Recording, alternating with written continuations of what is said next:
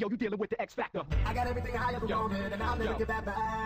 Oh, I know you hate that back, but you ain't gotta look at me like that. I said you ain't gotta look at me like that. I know your body, what you looking at? What you looking at? What you looking at? It will be televised. What you looking at? Now recording. Now recording. What's up, guys? What's up? Welcome to episode 4 of the All Wrestling is Equal podcast. We're almost there. We're almost at the big 1-0. 6, 7. Be sure to shut up. Be sure to tune in to our 10th episode special where we play Warhammer 40k. IRL. We're getting hard up in here. Yeah, but we don't have any way to record it, so to you it'll just be a black screen with some audio over it. Yeah. We're just gonna play What hide. are we playing today? We're playing Supermarket Simulator. If you've ever played Supermarket Simulator or Bookstore Simulator or Gas Station Simulator or TCG Card Shop Simulator or Fast Food Simulator or Job Simulator or Surgeon Simulator or any of the other simulator games, you basically get the gist of it. Yeah. Except that we're a grocery store. Sarah and I started this save file. I think we've only played one time before. Yeah, but I've played this game so much. I love it. It's an OG, really good simulator of like this new wave of simulator games. Yeah, I think the multiplayer was a recent addition. It was, yeah. There was a separate... There's a separate supermarket simulator game that Sarah and I played, but the only gimmick was that it was multiplayer. We'd be playing, this is I guess the OG, and then a bunch of copycats came out after. Yeah, they got on the wave. Apparently our milk is too expensive. Oh no. All right. Oh, sorry, yeah, I started clocking into my job and I needed to clock in. Yeah. They don't charge people the wrong amount. Alright, so we're gonna get started talking about AEW Dynamite, but first I wanted to talk about a couple newsy bits coming out of the world of wrestling. Oh my god, this guy paid $100. Talk about a couple newsy bits coming out of the world of wrestling, including AJ Styles. He, on this past episode of Raw, he apparently started a feud with Gunther. I think he started more or less the feud last week, but this week he's actually like acting on it. And so he cut a promo in the ring, and Gunther came out and essentially challenged AJ to another match. They wrestled last week, but there were some shenanigans involving the finish where Gunther, he tapped out to AJ's submission, but he did it out of the view of the referee. So even though AJ felt him tap, the referee never called for the bell.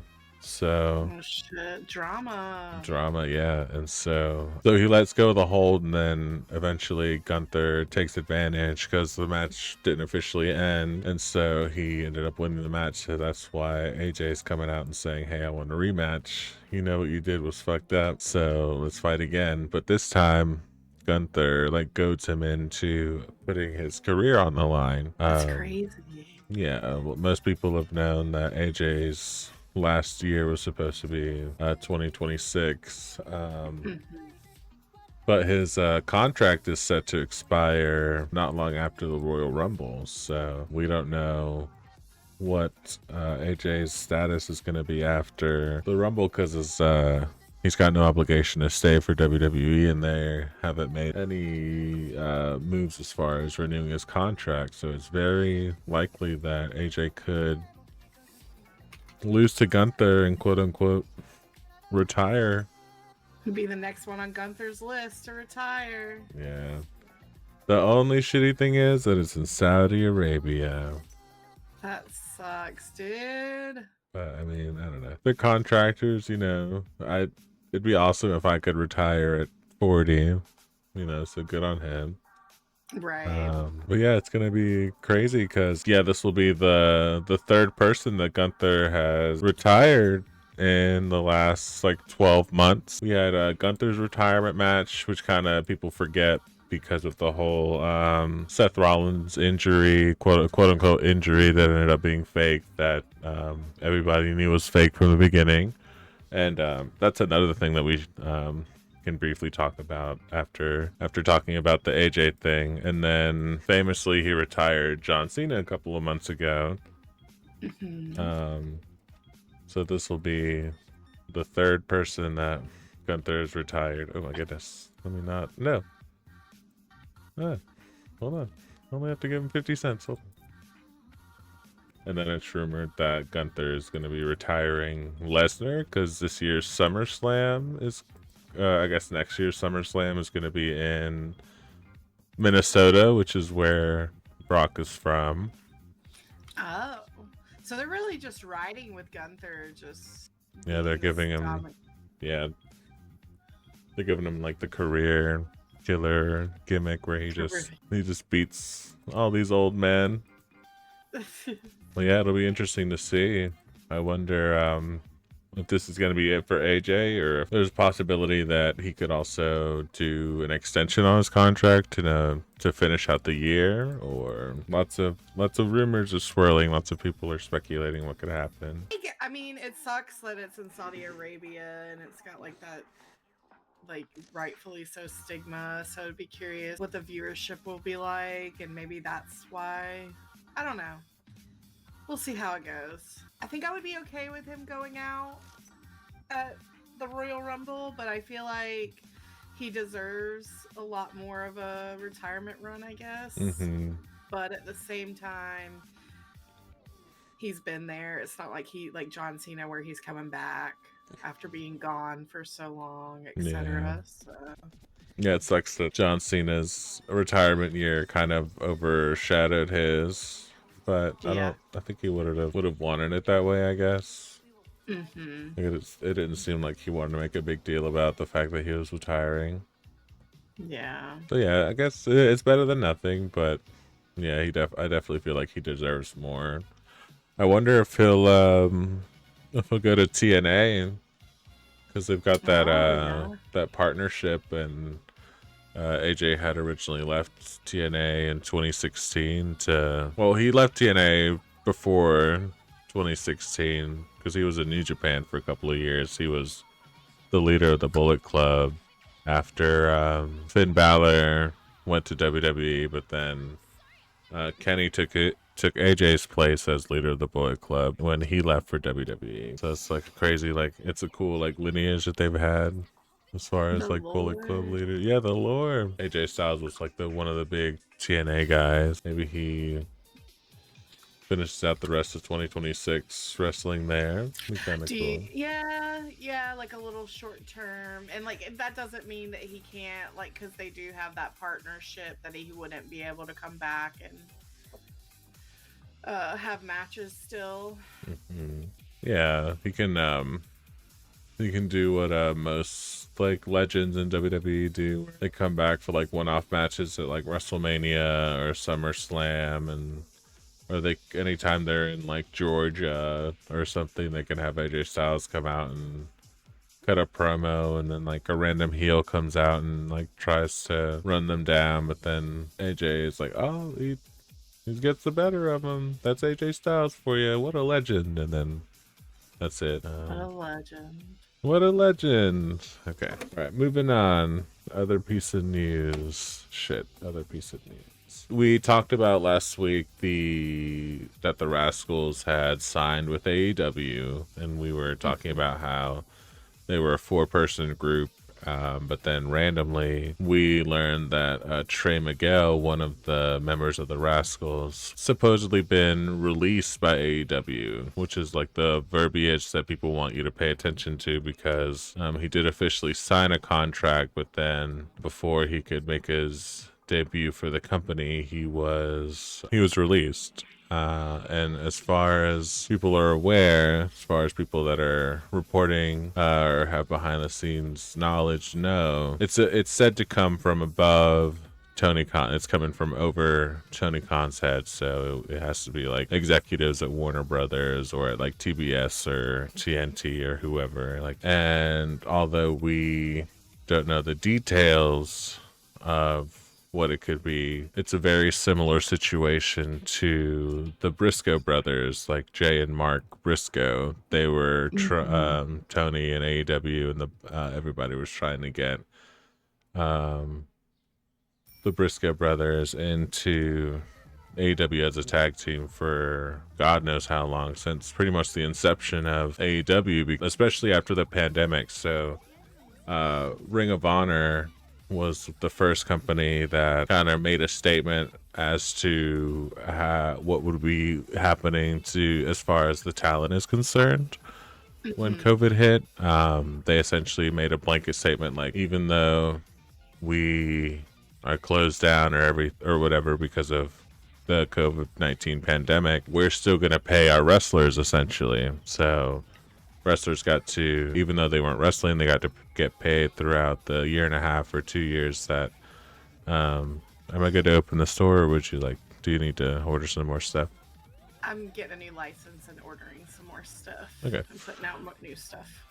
No worries. So yeah, Ring of Honor, we're gonna be paying their talent even though they weren't able to wrestle. So like not long after the places started opening them back up post COVID, like after everybody started to get their vaccines and everything, Ring of Honor, they announced that they had to go on an indefinite hiatus because I guess they weren't making any money, and they were essentially paying wrestlers to live, basically, which was like a really nice thing for them to do. But then obviously there's no money coming in, so the company is kind of SOL at that point. Right.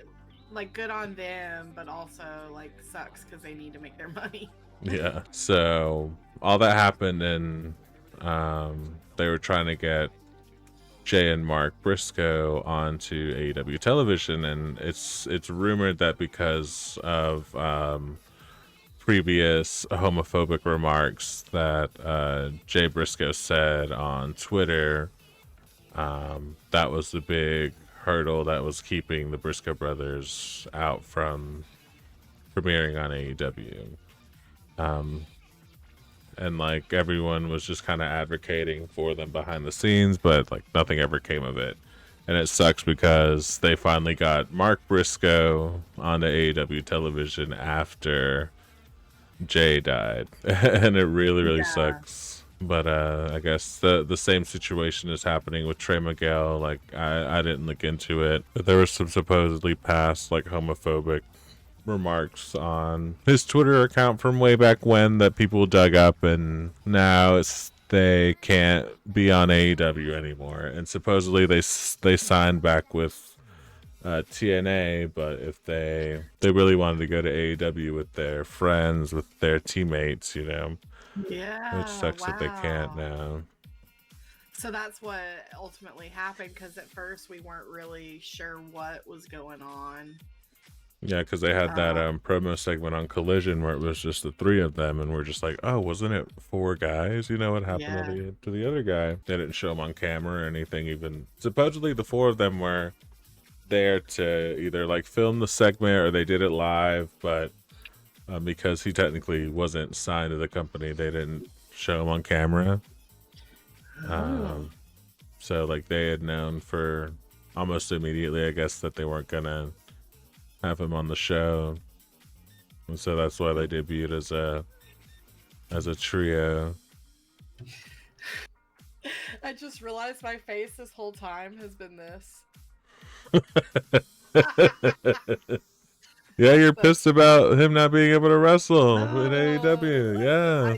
Sorry, no telling how long my face has been like that. I wasn't even paying attention. Well, that's crazy. I'm glad to know that like there's not like an injury or like family stuff going on. It sucks that it was for that reason, but like it is what it is, kind of thing. Yeah. But glad to know that nobody's like hurt or anything. Yeah, but other still, than the words that he chose to use. Yeah, and who knows? Like, it sucks because like the context was 10 years ago, so even Yeah, if it was a joke and like maybe the person he was joking about was in on it, but like you only have the one side, exactly. and like companies are going to be like looking into you like that to make sure, especially if you're getting paid lots and lots of money and Oh, for uh sure.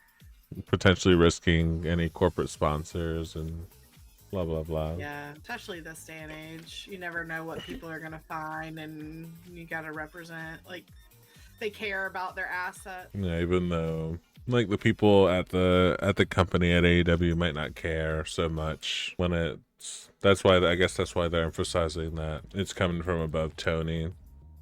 Yeah, So I'm sure people in that locker room have known Trey and they're more familiar with them as a person, but we just know what he posts on social media, you know.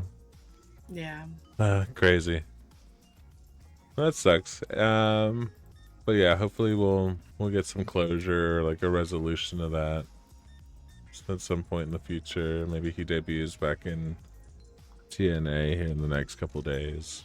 Yeah, and kind of do something for himself. Yeah. Mm-hmm. All right. Well, next up we've got. Is that all the news that you had?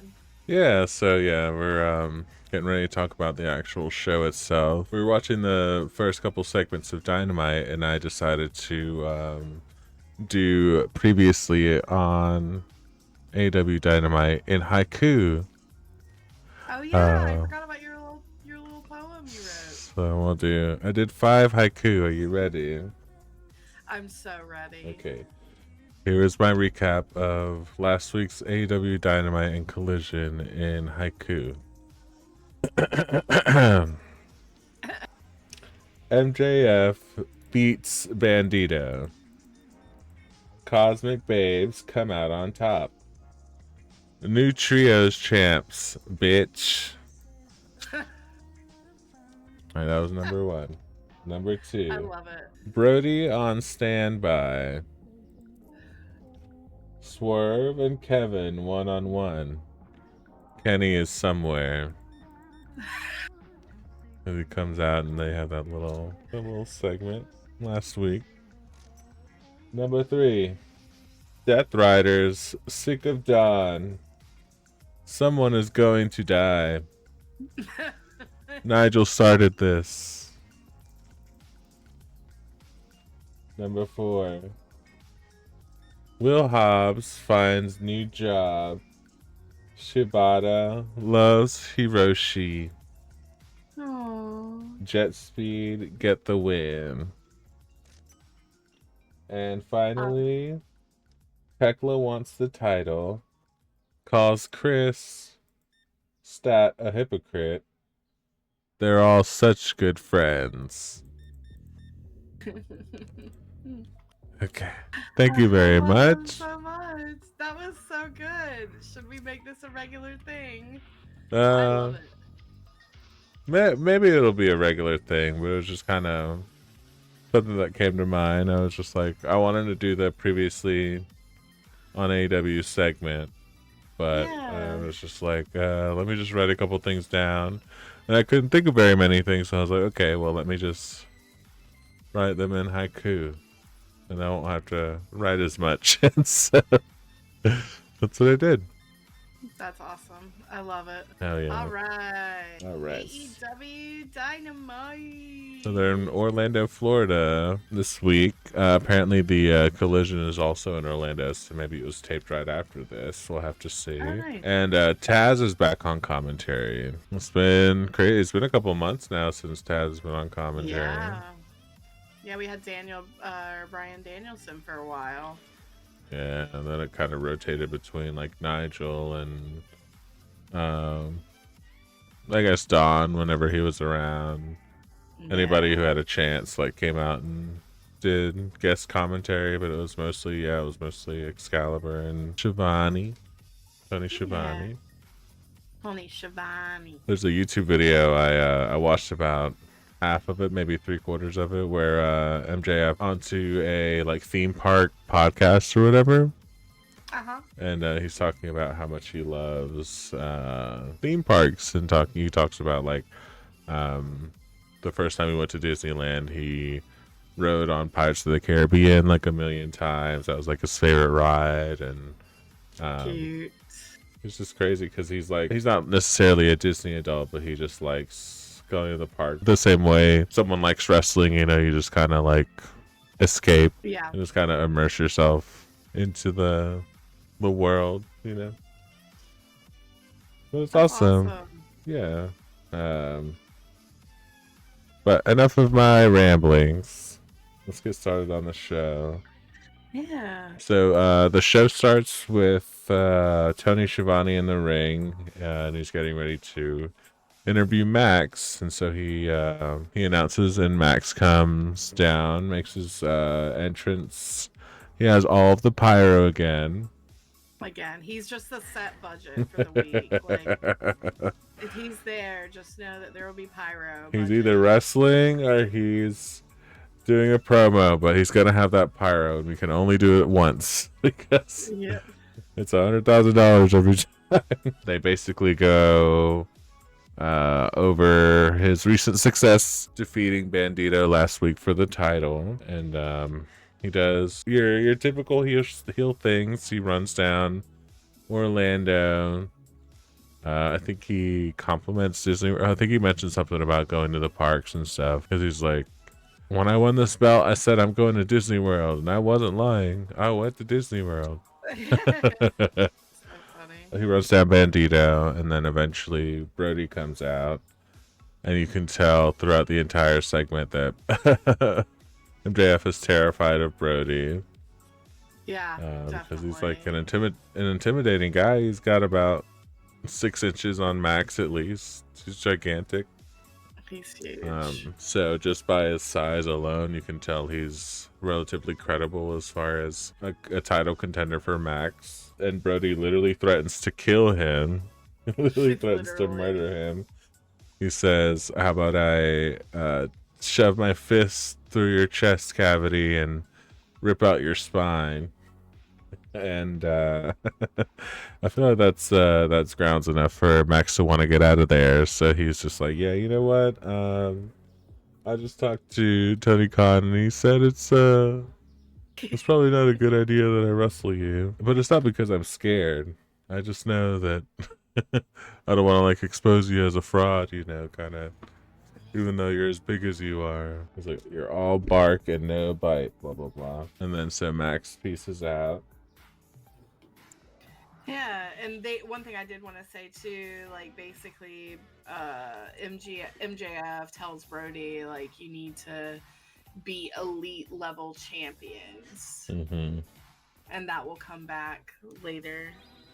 But he did mention that to Brody, which rightfully so, right? Like Brody's just had a lot of squash matches the last couple of weeks, like nothing too notable. I mean, obviously he had the run for the tag team belt, or with the tag team belt, so like he's a good wrestler, but as far as like independent wrestling, he definitely needs to earn a few more stripes before he can challenge Max. I feel like there's other more important things going on right now. Yeah, I wonder if that's how it works in universe. You know, you if you want to join the tag division, you kind of got to take yourself out of the singles rankings. And he hasn't really been in anything that big, I guess, since I don't remember if he was in the Casino Gauntlet, but he was in like the Continental Classic a year or two ago. Yeah, like right after Buddy got injured. They threw him in the C2, but yeah, he just kind of settled into the tag team with Bandito and kind of rode that. He's riding it as much as he can. And I mean, they don't have to be together all the time, you know. No, they can do what Hangman and Swerve are doing, as far as like they help each other out, but they're not officially a team.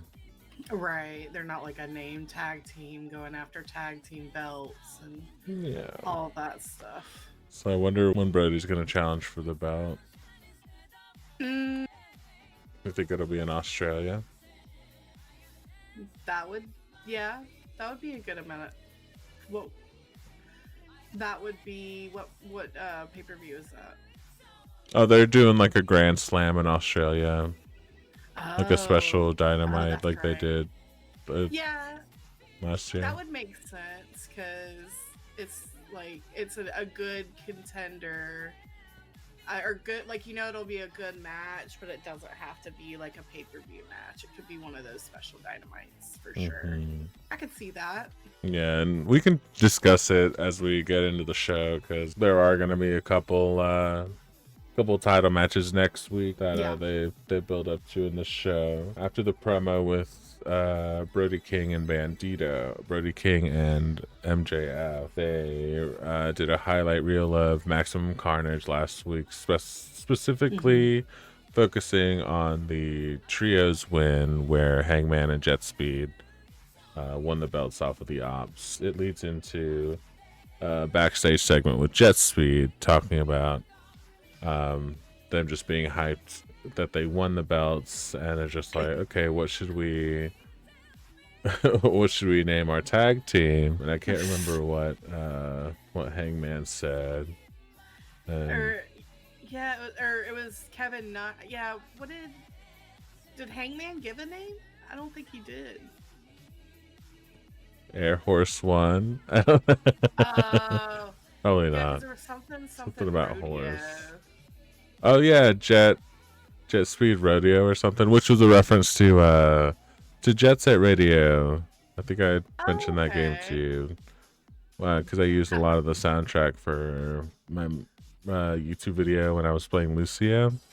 Yeah, that's cute. Okay. Yeah, so it's like Jet Speed Rodeo or something like that. And then Mike said horsecock. Horsecock. That was so funny.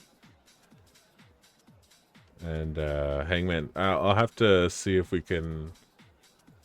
there's a clip or something online, but Hangman mentions, he's like, yeah, I tried that before, but they didn't let me. So I wonder if there was like a team or something he was in where he tried to name it after a horse penis, and AEW was like, no, we can't we can't let you do that. Yeah.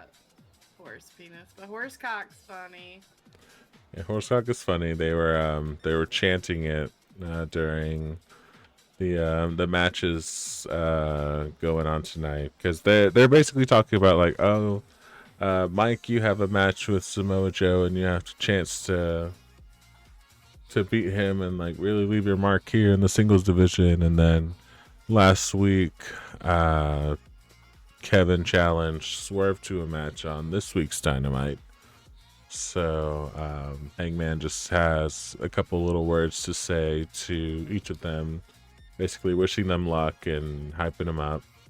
And then as Hangman is leaving, he talks to Hangman, and it was really nice how they were able to sneak in the fact that that it was the main event, because Kevin's like, any last words for me? That's your boy, so any advice would be appreciated or whatever. He's just like, it'll be a great main event.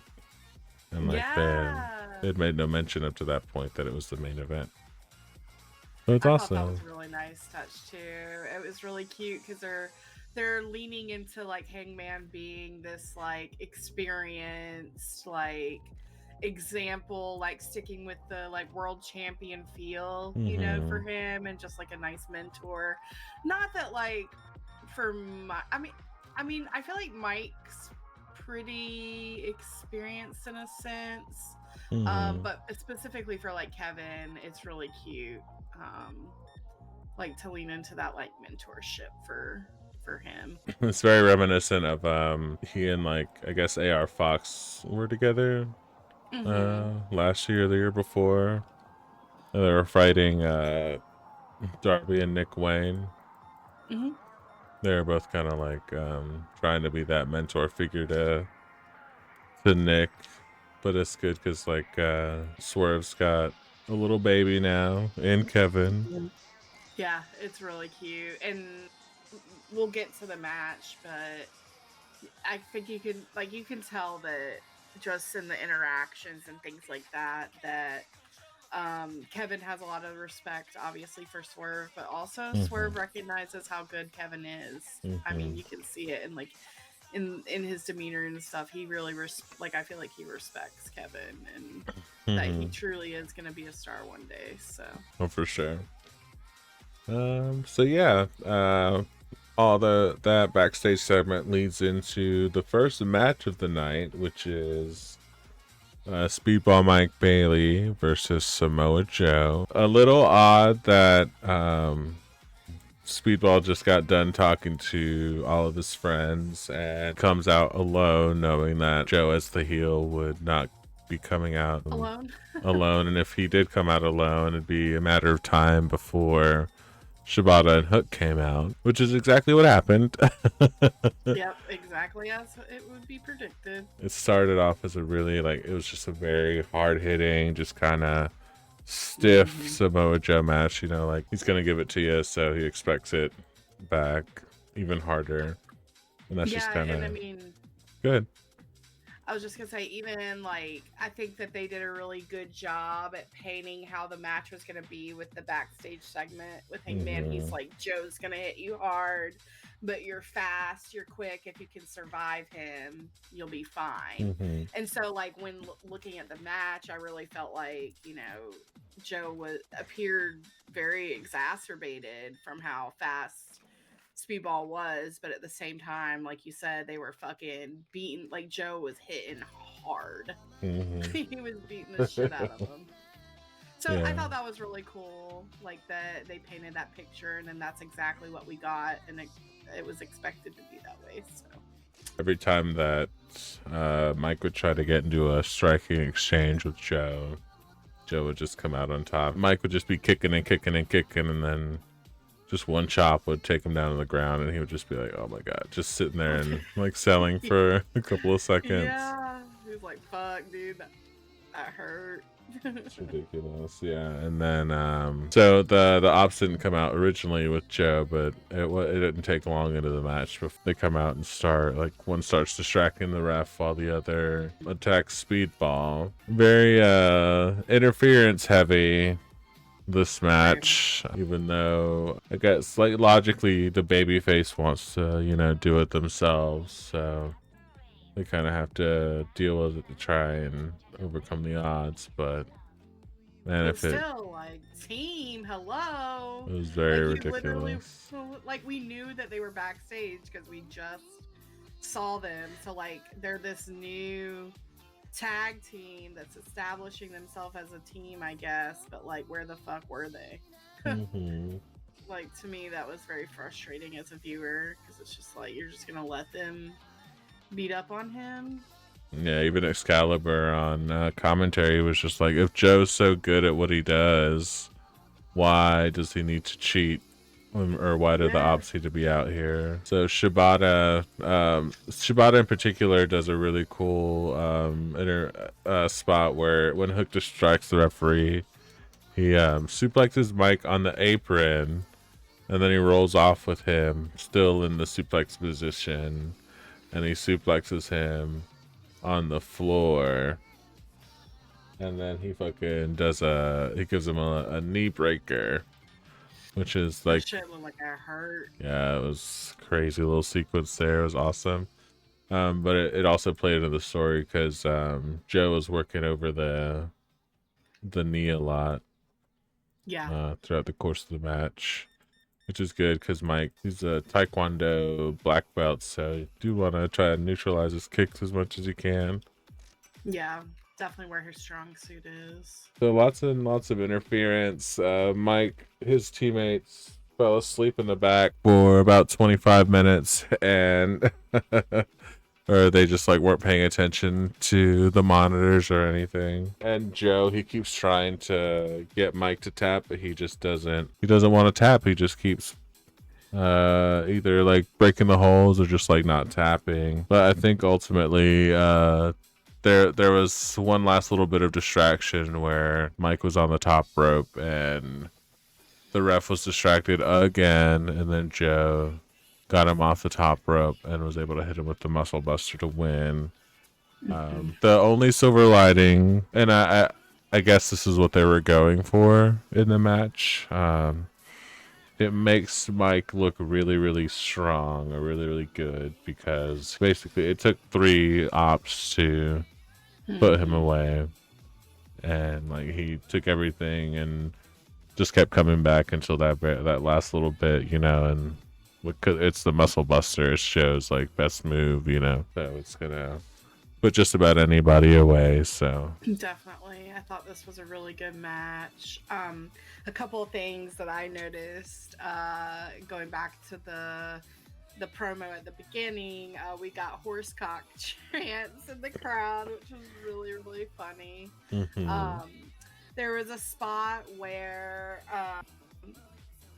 Mike Speedball is on the ropes getting ready to do like a flip onto Joe, and Taz is yelling at Joe. He's like, roll in, roll out, roll somewhere. That was really, really funny because Speedball was trying to do his kicks and his flying and all that fun stuff. So I just thought that was really, really funny. And we got a back scene after the match. Max was looking on at Joe winning the match, so more development there with the world title. Yeah, it's good that they're keeping Joe in the loop as well. Yeah, because you'd think that after he drops it to Max, he just kind of like goes and does his own thing, but he ultimately does want the belt back, especially now after he lost the trios championships as well. Definitely. So yeah, after that, we go straight into the street fight between the Death Riders, the D Riders, and the DC Riders, the Don Callis family. Specifically, Rocky Romero, Lance Archer, and Hechicero. It's good to see Hechicero not on Dynamite, or not on Collision.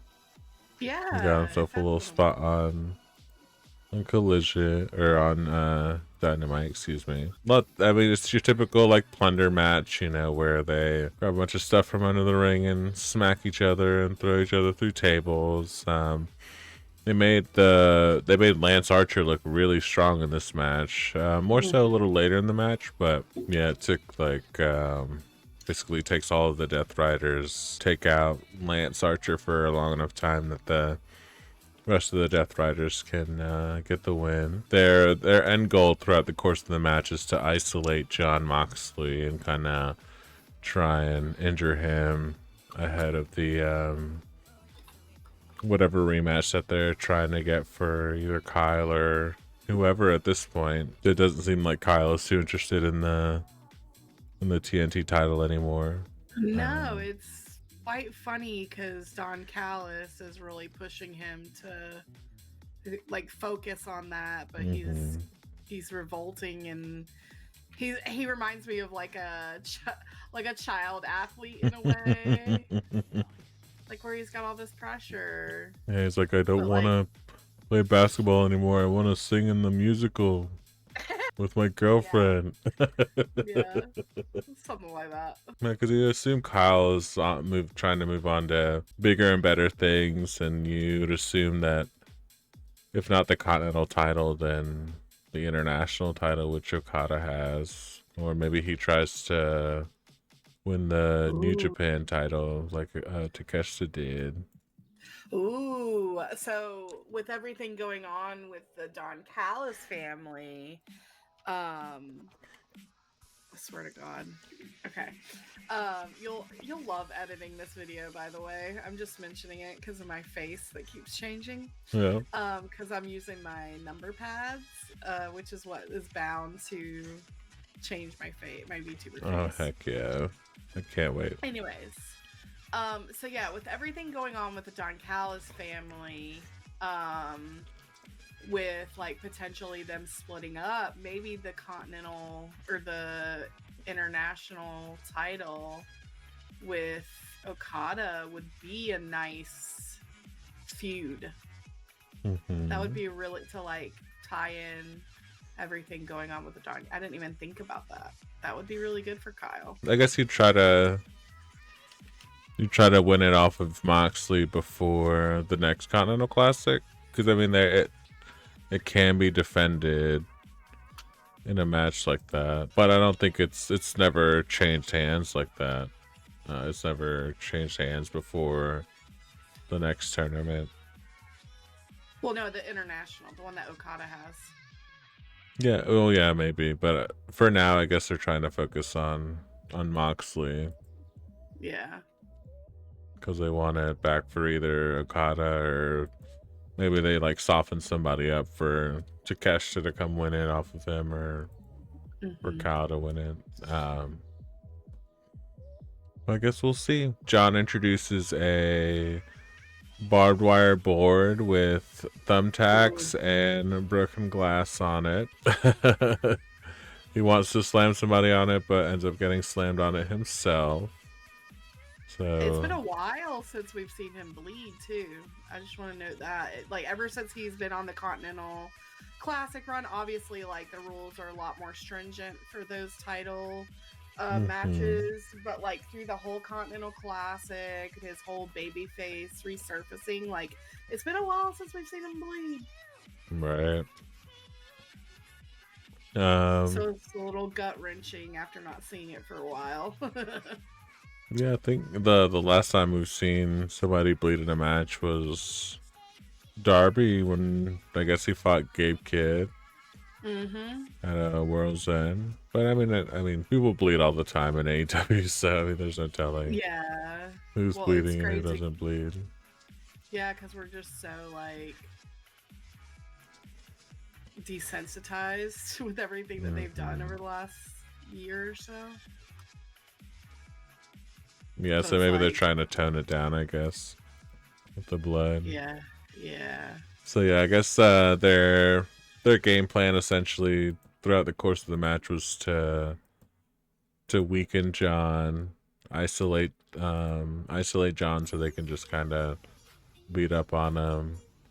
But eventually it ends up backfiring, because even though there's like 20 members of the Don Callis family, the rest of the Death Riders come out, meaning Claudio and Pac, which Pax's interference spot specifically was funny because he was like using the crutches as if he was like legitimately hurt, and then halfway through he's just like, oh fuck it, and just like he just like drops one of the crutches, grabs the other, and hits Lance with it.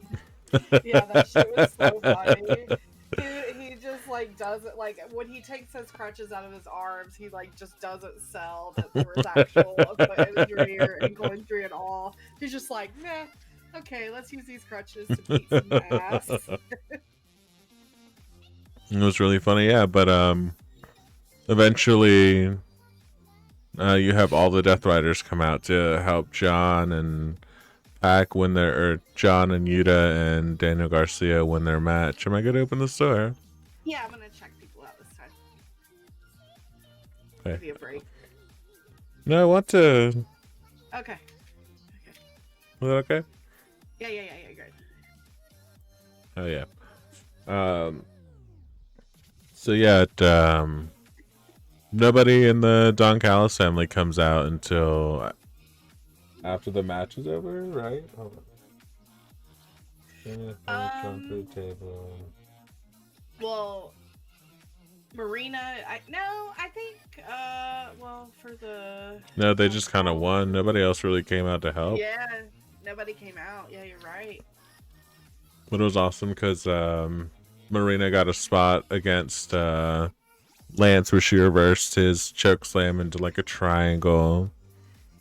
And yeah, another spot designed to make Lance look really strong, because they were just it took like essentially all 5 of the Death Riders to take out fucking Lance for the duration of the match. And the Death Riders won, and of course Don was on commentary just talking shit, and John like pins whoever to get the win. It ended up being Rocky, right? Yeah, that got the pin. Yeah. Yeah, we were Or discussing Daniel. whether or not. Huh? Sorry. Bye. Good. And what? Oh, just guy Daniel knocked him, or John stomped him, and Did knocked somebody him steal? out. What is that? No. Do you want to sell 24 sliced bread? Accept. Can I? Why can't I accept it? Do we have? Hold on 1 second. Let me.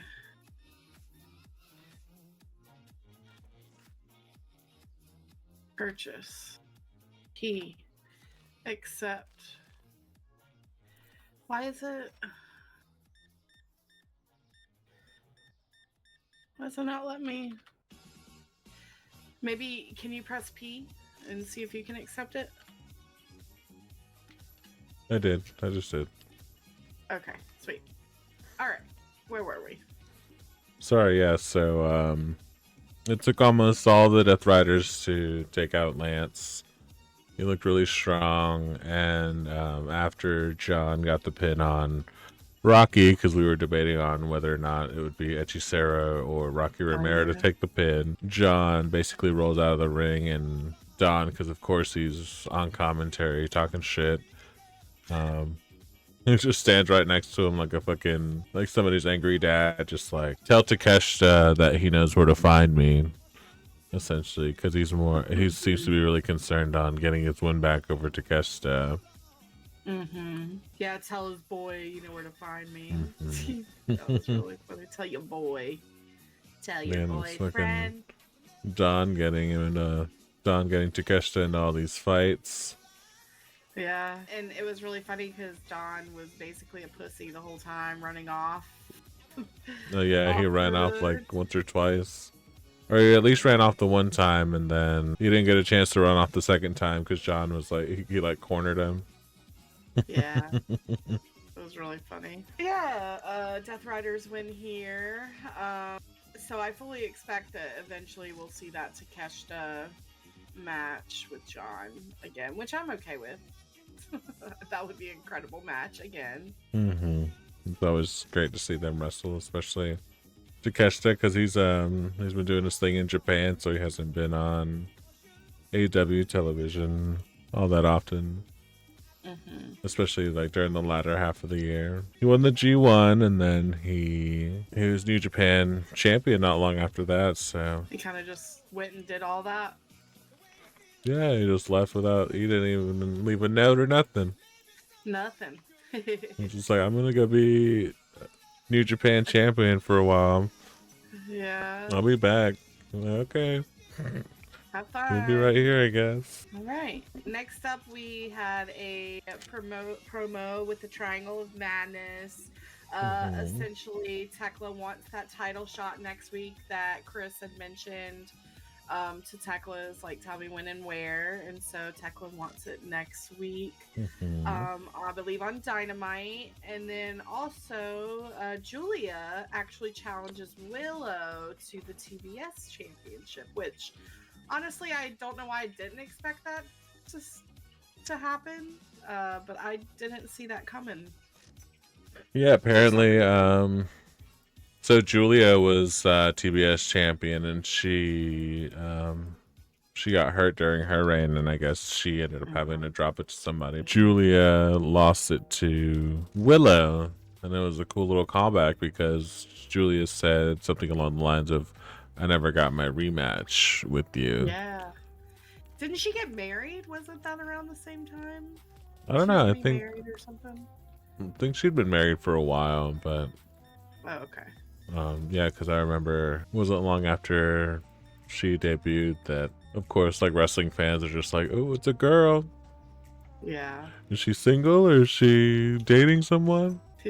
So it was, people found out pretty quick that like she's dating Lee Johnson, and then not long after she debuted in AEW, they're just like, oh, she's married now. Yeah. It's hard being a girl, man. It really is, especially in the wrestling business. It's crazy. Yeah. So, Chris and Tekla, do we think Chris is going to retain?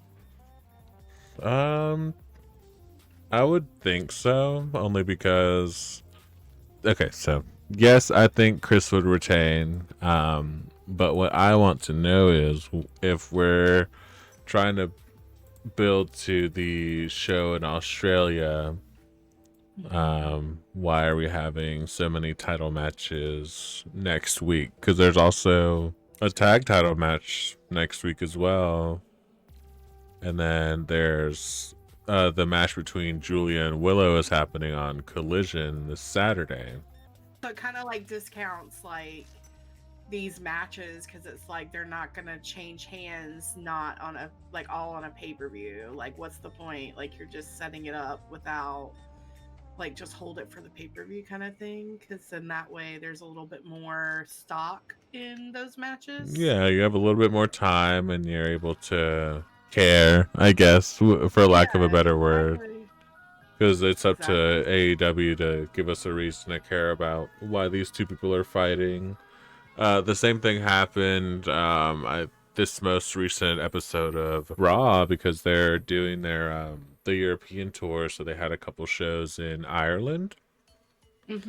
And so even though Finn Balor hasn't won a match since fucking 2024 or something like that, something crazy, because they're in Ireland, Finn Balor came out one week to interrupt Punk during a promo and was like, I want to challenge you for the title. And everyone's just like, okay, can't wait to see you lose that match. And it ended up being a really good match because obviously they're two really good professional wrestlers who did some really good professional wrestling.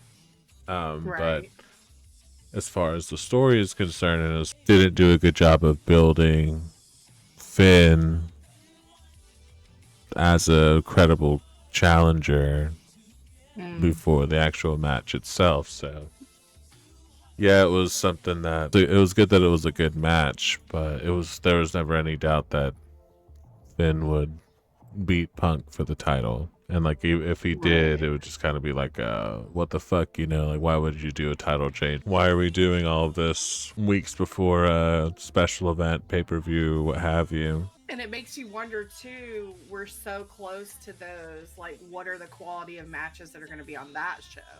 Like, if we're doing all of this, we're not going to have time to build new rivalries that would be strong enough. I mean, like, obviously we've got the world title, like, quad that's going on right now, so like we know that that will be solid going into it, but like, are we going to build another women's like world title match? Are we going to build another TBS title match? Or like, and like, how long are we actually going to have for those? Not very long. Yeah, like, what's the story after Tekla? What's the story after?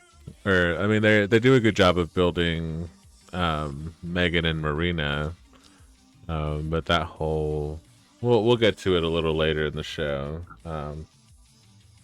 But yeah, sorry. All that to say, no, I don't think Tekla will beat Chris for the title. All that to say, yeah, I don't think so either. But again, like, to your point, okay, then what's next for Tekla? Like, if she doesn't win this, like, we're supposed to be building up her to just lose. Yeah, and granted, you do have a month to build it up, but it's a lot of time, but it's also not a lot of time. Yeah. But especially since the women only get like 15-20 minutes a week. They get one match and like maybe a couple promo segments every show.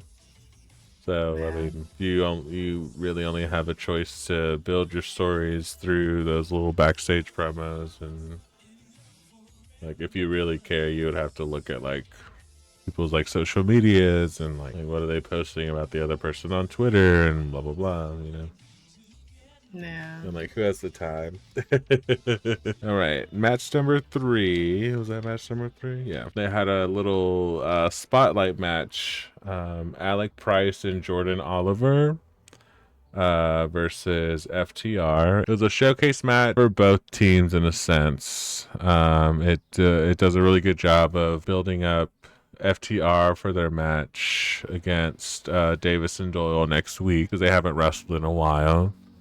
And Alec Price and Jordan Oliver are two guys that have been very prominent on the indie scene. This is the first time that I've personally seen any of their work, but they're signed to AEW as a tag team, and this is their first match.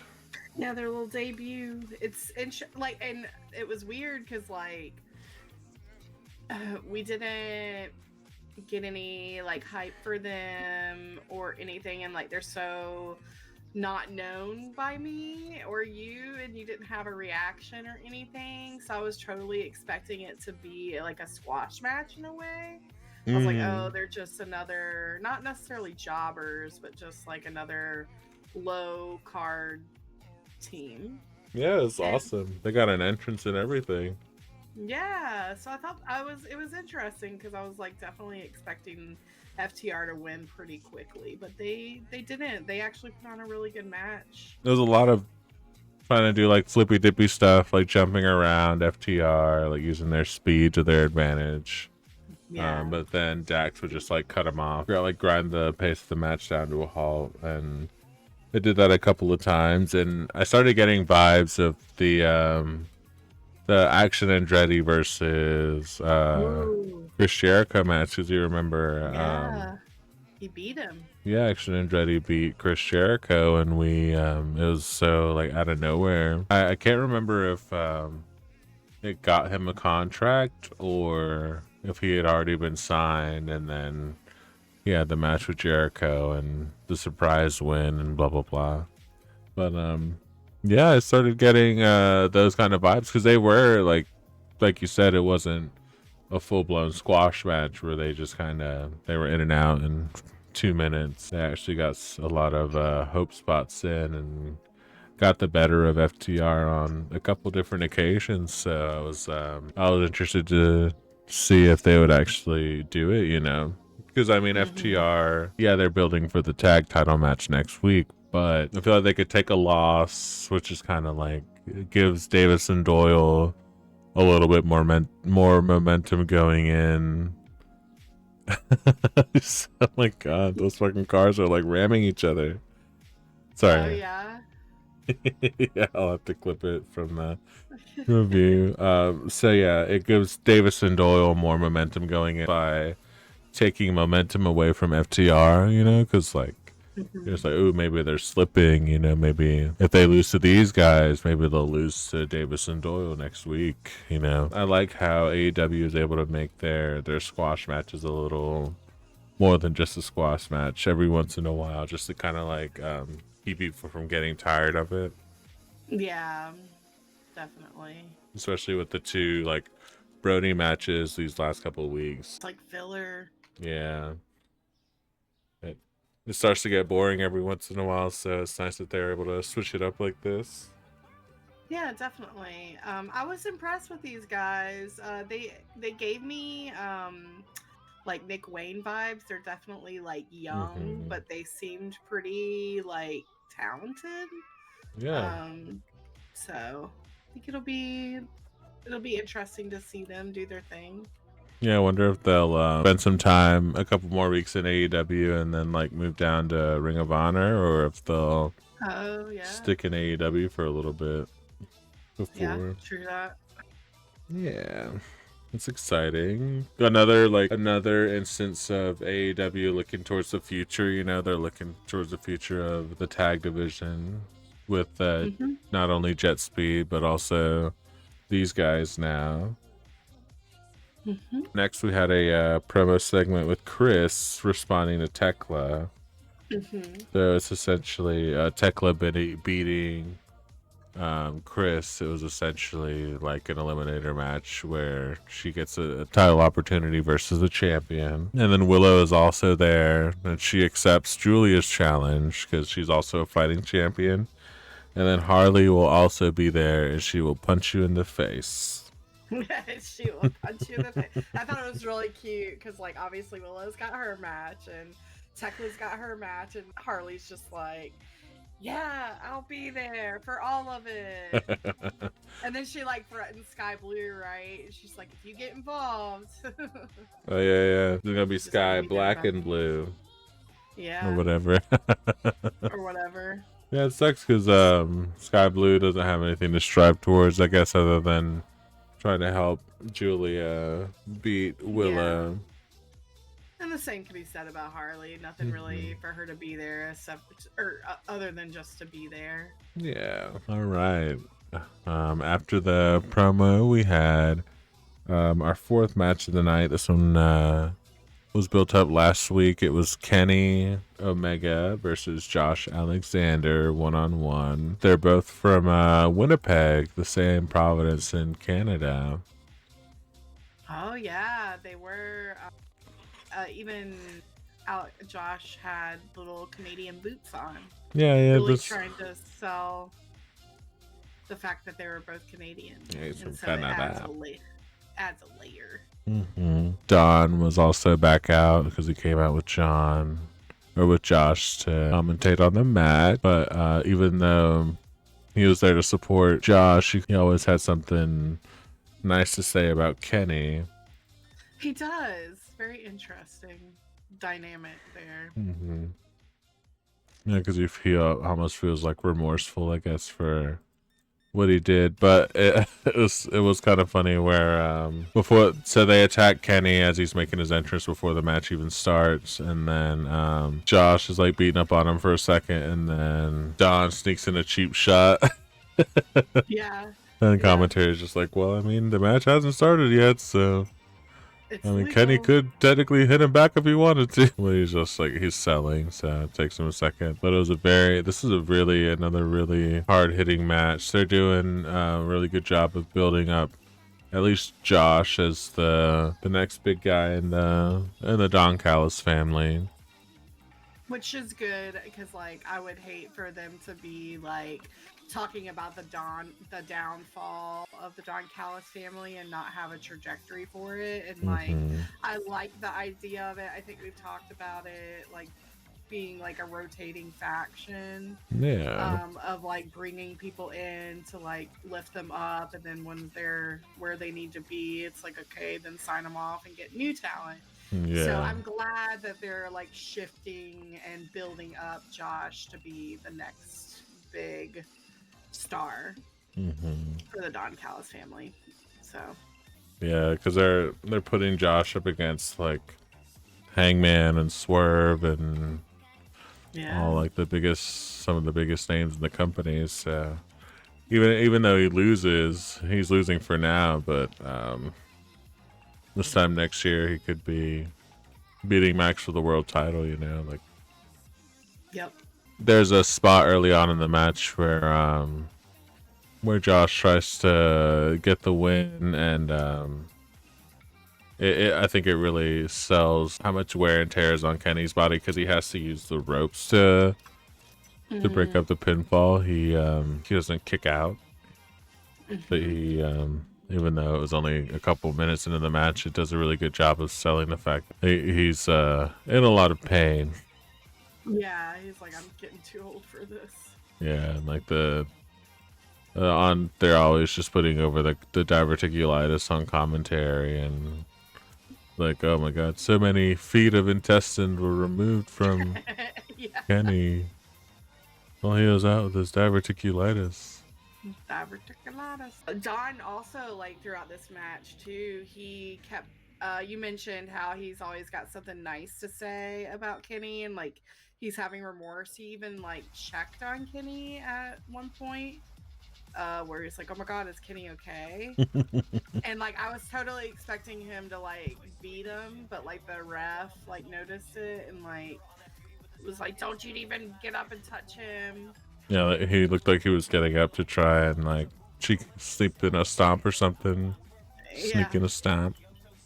I was totally expecting him to too. So it was just really interesting because he was like, is he okay? Yeah, well, something I didn't catch last week when he was talking about the scar that John gave him after that whole like backstage segment. He talks about how the scar changed him, I guess, like the brain damage, I guess, like altered his personality. And like, I wouldn't have turned on Kenny if like the scar in my head hadn't been put there by John Moxley or something. I don't know. Something ridiculous like Yeah. He took his oh god. Oh god. Okay. Sorry, I almost gave him too much money. Can't be doing that. We need that money. Yeah, we need to make a profit. He like incorporated it into his character as far as like, I'm saying that it altered his personality. So maybe that's why he's like, he's doing all the shit where he's like fucking with Kyle and he doesn't see the fact that Okada's being a dick. Yeah. He's just like blinded by that. Maybe, yeah. After this match too, we see MJF backstage looking on again at Kenny. Yeah, he's very he's keeping a close eye on his the contenders for his belt. You see him he's scouting Swerve and Kevin Knight a little later on as well. Yeah, he's just watching them, watching his competition. Yeah, I mean, if they're gonna have matches, you might as well take advantage. Yeah, it's free storytelling. But he does it in the most max way possible, and he's like he chills in like the skybox at the arena that they're in. When he looks over the main event. Yeah. So after Kenny picks up the win, he hits the one-winged angel on Josh Alexander to get the win. He takes up the mic and he essentially, you mentioned that he's essentially putting his feud with Don Callis on hold. Yeah. Because he's gonna try and focus on getting the title first. So he says, "I'll be back to deal with you, but not until after I win the world title," basically. So yeah, so wrap the segment up in a nice little bow, and eventually, I guess we're gonna get a Kenny and Josh Alexander feud a little later down the road. Yeah, probably. Like once he's done with this main feud that he's got going on, I'm sure we'll see more. Right, I'm excited to see what's gonna happen. Yeah. All right, next up we had this is our first and only women's match of the night. Before this, we had Technique with Taz. Oh yeah, the Technique with Taz segment.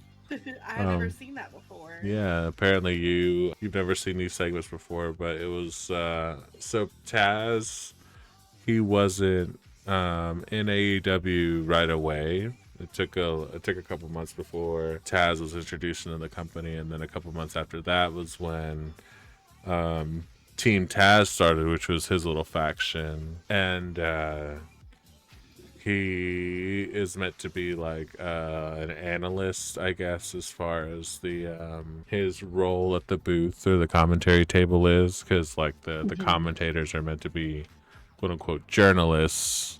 So that's why they're just like, yeah, I spoke to so and so backstage before the show, and they're just like, yeah, they told me that they were feeling such and such a way about the match, and such, kind of like quote unquote interviewing them to kind of like lay the groundwork of the story going into the match. So Taz is meant to be like an analyst, but he's also competed quote unquote in the sport before, so that was him like passing down his wisdom to his fellow wrestlers. If one of his guys is wrestling somebody who's good at submissions, he's just like, you really gotta watch the arms, because he likes to go for the arm bar. And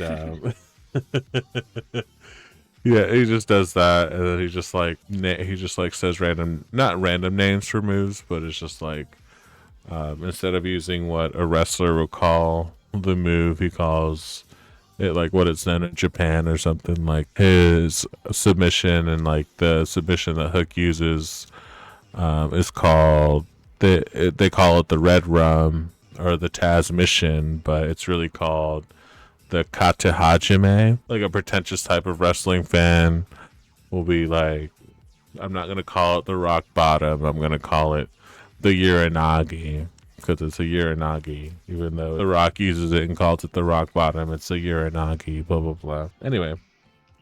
So yeah, he was just like analyzing everything that it was Max, right? Max and Bandito. Yeah, he was just. He did like a technical breakdown of the match and like how MJF won essentially, and like everything, like highlighted how good Bandito was, which I thought was really nice. Like a nice way to be like build up Bandito even though he lost. Yeah.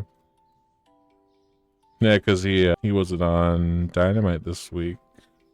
Right. And I don't think he'll be on Collision. He wrestled in CMLL, I believe. In between now and Dynamite, he was in match against Místico, I believe. Okay. Or if not, Massacre. It doesn't matter. It does matter. It doesn't matter because I can't remember who it was. So instead of just saying a random wrestler and being wrong, I was gonna say. Okay. I just want to say it doesn't matter because then I can like edit it in later. But yeah, our first and only women's match of the evening, which is a little disappointing.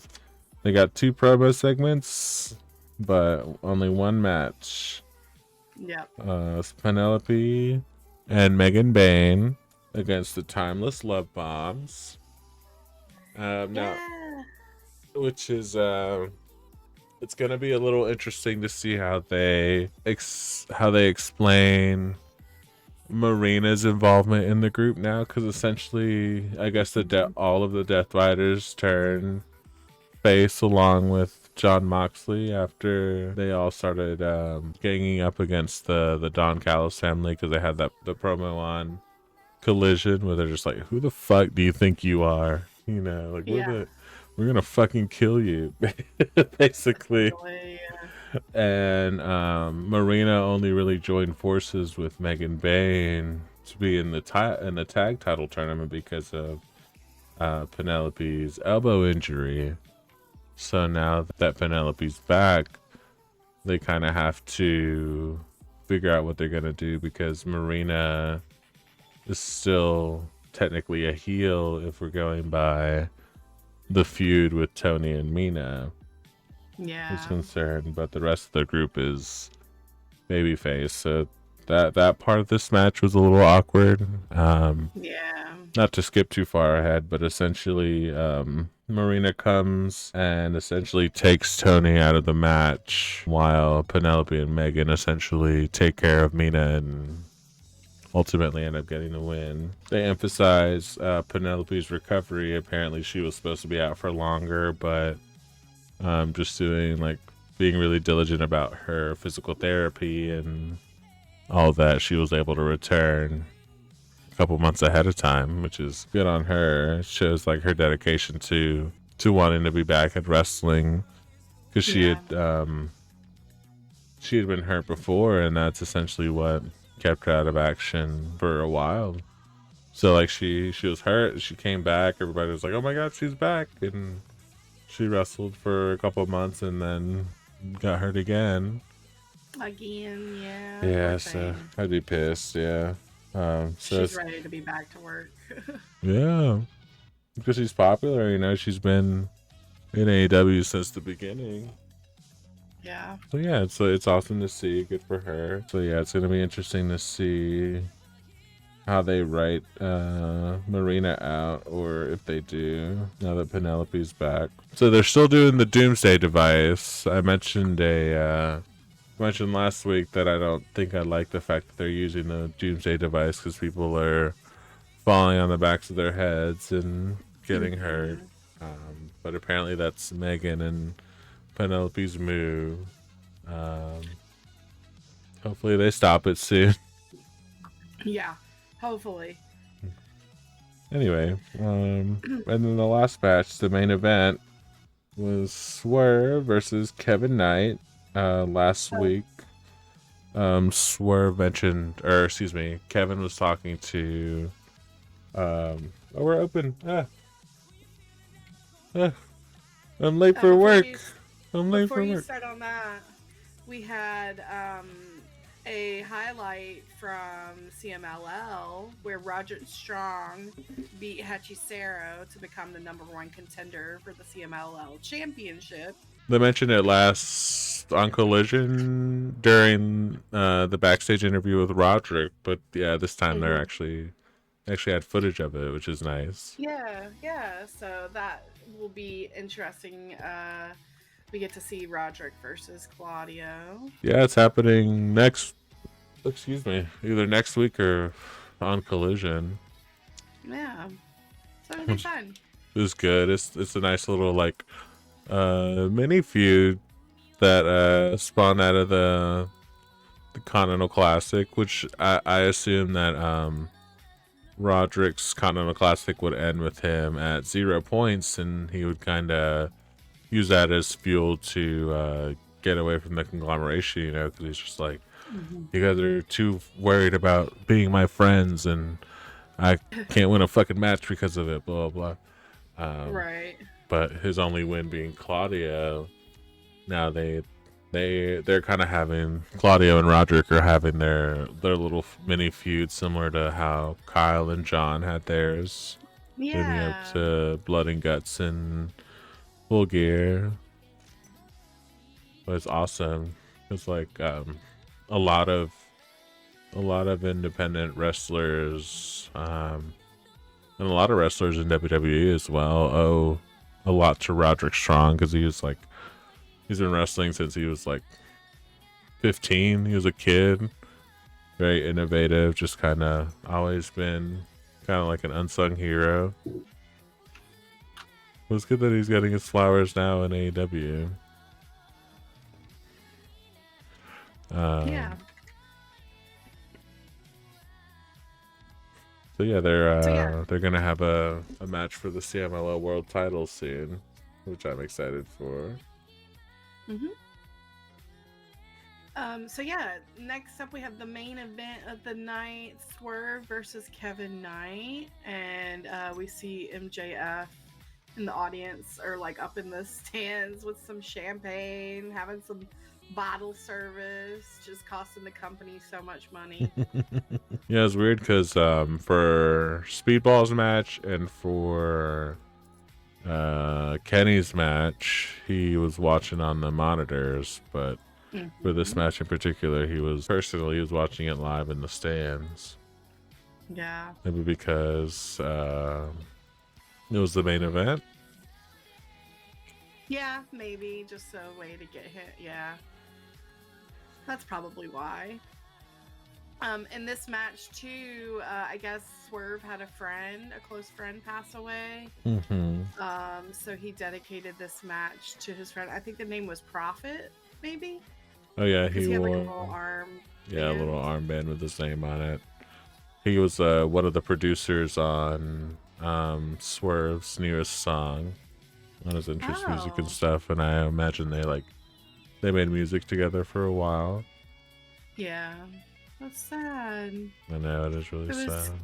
It was cute that Tony let him dedicate the match and have a spot talking about it. Very sweet. You can tell that Tony cares about for the most part, he cares about his wrestlers, you know. He lets them be who they are. For sure. So yeah, this was a dedicated match. I was really excited about this match coming into it. I was just like, oh my god, this is going to be so good. And it was. They kept cutting to the audience, or to MJF in the stands. You could tell he was becoming more anxious as the time went on. I mean, there was even a spot where he motioned to Kevin, like, "Come on, let's end it."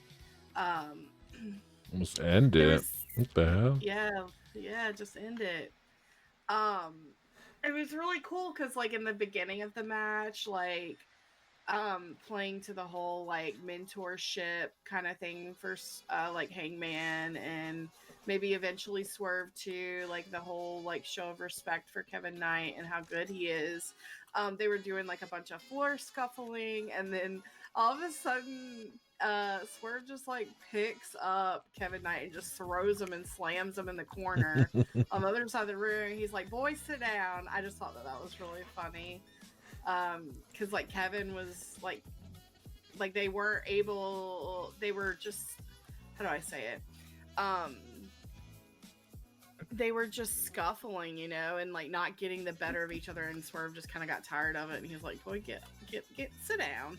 Yeah, it's interesting because I never really noticed how like buff Swole has been getting, and or how buff Swerve has been getting until this match, because he just kind of he's usually the one doing like the flippy dippy stuff in his wrestling, but now it's Kevin who's doing all of that, and Swerve is like the bigger opponent who has to use more of his power to get the better of Kevin, and Kevin is having to like work around him and jump around him and use his speed more so than just trying to go on a striking exchange with Swerve, kind of like Speedball tried to during his match, where he tried to just kind of go blow for blow with Joe, and he was just not not succeeding because of the size differential, you know. Yeah. Do you think that is because of Swerve's injury? Like maybe he doesn't want to do all the flying that he has been doing? Maybe. But you saw it a lot with not a lot, but when Cody at some point gets hurt and comes back to AEW, and during like his recovery and stuff, he just bulked up a lot during his recovery, especially since like he's going for the heavyweight title, so you want like your heavyweight champion to be like big. Bulky. Yeah, because that's kind of why they have like the quote unquote divisions in a sense, and like New Japan is a little more stringent about the having divisions, because they have like junior tag and trios belts and like heavyweight tag and trios belts, so people of a certain weight bracket or weight class are meant to win those belts. But yeah, it was just interesting to see, because like I don't notice those kinds of things until it's pointed out to me. But yeah, Swerve is definitely bulked up, and it was awesome that what's it called? Where's the mop, baby, or the broom, or You hold tab, and there's a wheel. there's a wheel? Okay, I got it. I got this. Yeah, I did it. All right, You did it. Did you see I bought the storage room? I did. Yeah. You need help restocking? What do you need? I did all the right shelf. If you want to start working on the left shelf. We got pasta. But yeah, so basically MJF wants Swerve to lose this match. Obviously, he wants to take him out of the world title picture. I mentioned that he definitely becomes more and more anxious as time goes on, because Kevin Knight is kind of losing his pace in a sense, like, and Swerve starting to take over with the heavy hitting. I mean, Swerve had a couple of moments where I was a little weary, like he slipped off the guardrail at one point, and it was crazy. But it was a really good match to me. Swerve obviously won this match, and MJF is mad about it, which obviously. Yeah, I'm a little annoyed because, like, not that that Swerve shouldn't have dedicated the match to his friend, because it's tragic that they passed away, and you gotta do what you gotta do. But in a sense, it kind of gives away the match, because you're not gonna dedicate your win in a match to your friend and then lose. Sorry to go off on a tangent, which is what happened to the British Bulldog, apparently his sister or something was battling cancer at the time in the 90s, and he was the European champion at the time, and he dedicated his win to his sister. But Shawn Michaels had so much creative control behind the scenes, not necessarily creative control, but he was the main guy, so he could like complain enough to the higher ups and essentially get his way. He essentially abused his power in the company to make it so he won the match, even though British Bulldog dedicated it to his sister who was dying from cancer. Just to be a dick, crazy. he's like, yeah, I want to win the match now. That's so funny.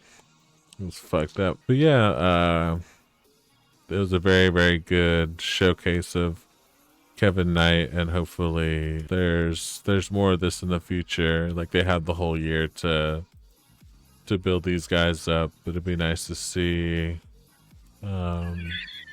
I can't put this box down. Press escape. Or drop it and then pick it back up.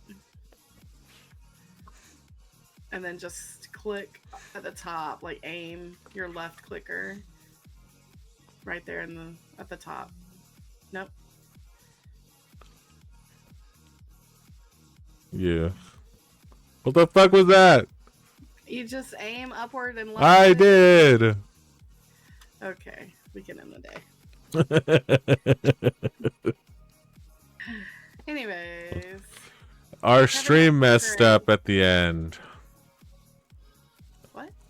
You remember we were watching and our fucking stream messed up at the end? Oh, yeah. So it was towards the end of the match when they where Swerve hits a Death Valley driver onto Kevin on the apron, and we tried to watch a couple of different streams, and it freezes and then it gets stuck on the Death Valley driver spot, and then it kind of like chugs along to the spot right after that where Swerve hits a pile driver on the guardrail. Like a very important part. Yeah. It's like right before the finish of the fucking match, and eventually the stream never syncs back up. Essentially, so we get the audio. No, we get the video first of the finish of the match and Swerve hitting his finish to win the match, and then we get the fucking audio of it. So it sucks that it like ruined the flow of the match for us, but it's good to see that Swerve's got some momentum leading into, if not Australia, then Revolution. I think they might have like another 4-way maybe at Revolution, because they're not exactly building just one challenger up for Max. It's a couple different people at once. Do you think that we'll get like a 4-way, 5-way, whatever it may be, and then out of that we'll get what's going to be at Revolution? Who's actually going to be going for the title? Maybe. Or do you think? I wouldn't be surprised if they did the I'm just trying to think of like who all is Australian off the top of my head. Wait, Jay White's New Zealand. Yeah, but he's close enough. Yeah, I'm just trying to think, like maybe he's close to coming back. Yeah, he was at Tanahashi's last match too. Yeah, you don't have to press drop or anything. You literally just walk up to the shelf and just letting you know. Anyways. But yeah, so we end the show with MJF being surrounded by his quote-unquote elite level competition. And look at my face. Guys, you're just getting all the faces today. All the faces. But yeah, really good. I'm excited to see what happens in Collision. Yeah, we've got at least one title match with the TBS title, and then I think the match between Claudio and Roderick is also happening on Collision. So it's they're kind of just going with the flow, I guess. But it kind of sucks because they're blowing through all their title matches before we get to anything special, because they're having the Bandito already had his match at Maximum Carnage. Tekla's having her match. Julia and Willow are also having a match. We're getting a tag titles match. The trios titles switch hands. I don't know when Jack and Ricochet are fighting, but that match was set up, I believe, on Collision. So you'd expect it to happen pretty soon on Collision as well. So I don't know, it's they're devaluing a lot of their what the fuck? No. It's, to me, it seems like they're devaluing their titles, because they just keep having title matches on title matches on top of title matches, and the title matches aren't special. I wanted that for in here. Okay. Wait, I don't have enough room. Never mind. Put it in the middle. Okay. Oh wait, it's okay. It doesn't matter. I feel like here. I don't know if it'll fit. It's okay. We can adjust the other ones. No, don't worry about it. It's okay.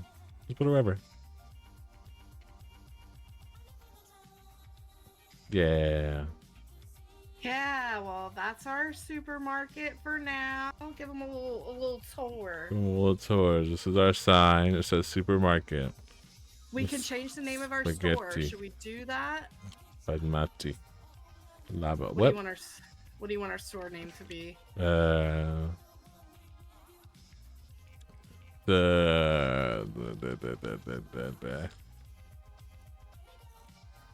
Maximum Carne. We don't sell any meat. It doesn't make sense. What about Super Duper? Duper Market. That's because it's even better than a supermarket. It's Super Duper. Duper Market? Duper Market, or Swayra Market. What color should the background be? Purple. Purple? Yeah.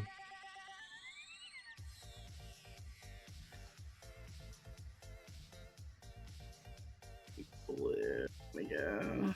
That's the best purple. White font? Yeah. Okay, what did you name? Swayra Market? Duper Market.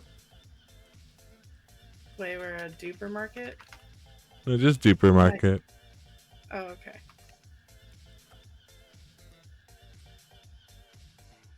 Duper Market? Yeah. Good? Okay. Can you see it? No. Oh. It looks the same to me. I'm going to look away and look back. There it is. Okay. Hell yeah. $250 to do that. So we got to stick with it. Okay. Oh, yeah. Duper Market. Duper Market. Right. Well, we'll be playing this again during our Collision review, so stay tuned for 1 second for you guys, but we'll be back later. Yeah. All right, yeah. Bye, guys. Bye. Now recording. Recording. All right, everyone, we're back with the Collision review. Welcome to the Duper Market. The Duper Market. The Duper Market. Even better than the supermarket. It's the Duper Market. The Duper Market. We're about to open, and we're also about to start the second part of the podcast. All right. So, this episode of Collision also took place in Orlando, Florida. I think you mentioned something that about them probably taping it ahead of time in anticipation of the snow. Yeah, the wonderful winter weather that all the eastern United States is dealing with right now. Y'all, Eastern the southern. southeast and the northeast has been getting it for a while. They get nor'easters every year. But yeah, we don't usually get a lot of snow and ice around these parts nowadays because of global warming, because the planet's on fire. Yeah, but go Tony for, anticipating travel delays and making sure that nobody has to worry about getting home and being safe with their family in the warmth. So kudos to Tony Khan for making that decision. For sure, yeah. I bet that's why they've been doing a lot of episodes in like Texas and Florida. Yeah. Because they're just trying to do them in the south, where it's warmer. Definitely. So we opened the show with Katsuyori Shibata and Hangman Adam Page fighting, which they set this up last week, I believe. We got on Dynamite, we got who was it? We got Speedball. He wrestled Joe during the match with all the interference, and then Kevin Knight, he also had a match against Swerve on Dynamite. That was the Dynamite main event this week. Yeah, so this was nice. Shibata's still playing along with his heel character, covering his ears to his music, which was really funny. He doesn't want people to... He either doesn't want to hear people cheering for him or hear people booing him. But either way, it's hilarious. Just covers those ears. Jesus Christ. But, These people are paying with $100 bills. And they expect me to give them back $80 and change. How dare they expect you to count? I'm not a fucking bank. I'm just saying, I'm not a fucking bank. You want to break 100? You either spend $50 or more, or you fucking put some gas in your car before you get your ass in here. Jesus Christ. Anyway. Sorry. You're good. So this was a good match. It's nice to see Shibata in singles, which is really cool. He's definitely a fucking hard hitter, man. He was throwing. Shibata and Hangman, they were just beating the shit out of each other the entire time. It was awesome. Yeah, and like Hangman even like kept hitting him, but Shibata switched to like kicking him. They were just beating the shit out of each other. It was really funny. Yeah, they're doing a good job, I guess, of continuing the feud between Joe and Hangman. I guess it's like Joe, Hangman, the Ops, and Swerve, but I'm sure you guys will find your way to Max eventually, because Joe doesn't have the belt anymore. You guys, you don't need to keep fighting Joe. Right, it's not about Joe anymore. It's like, oh, he made it personal. Right, it's funny because like you don't see like Swerve and Hangman fighting. You don't see Kenny trying to fight Swerve and Hangman, but Joe continues to fight even though he doesn't have the belt anymore. It's like, fight the one that matters. Right, I'm sure Max is resting up really, really well while you guys are wrestling every week trying to exact your revenge on each other.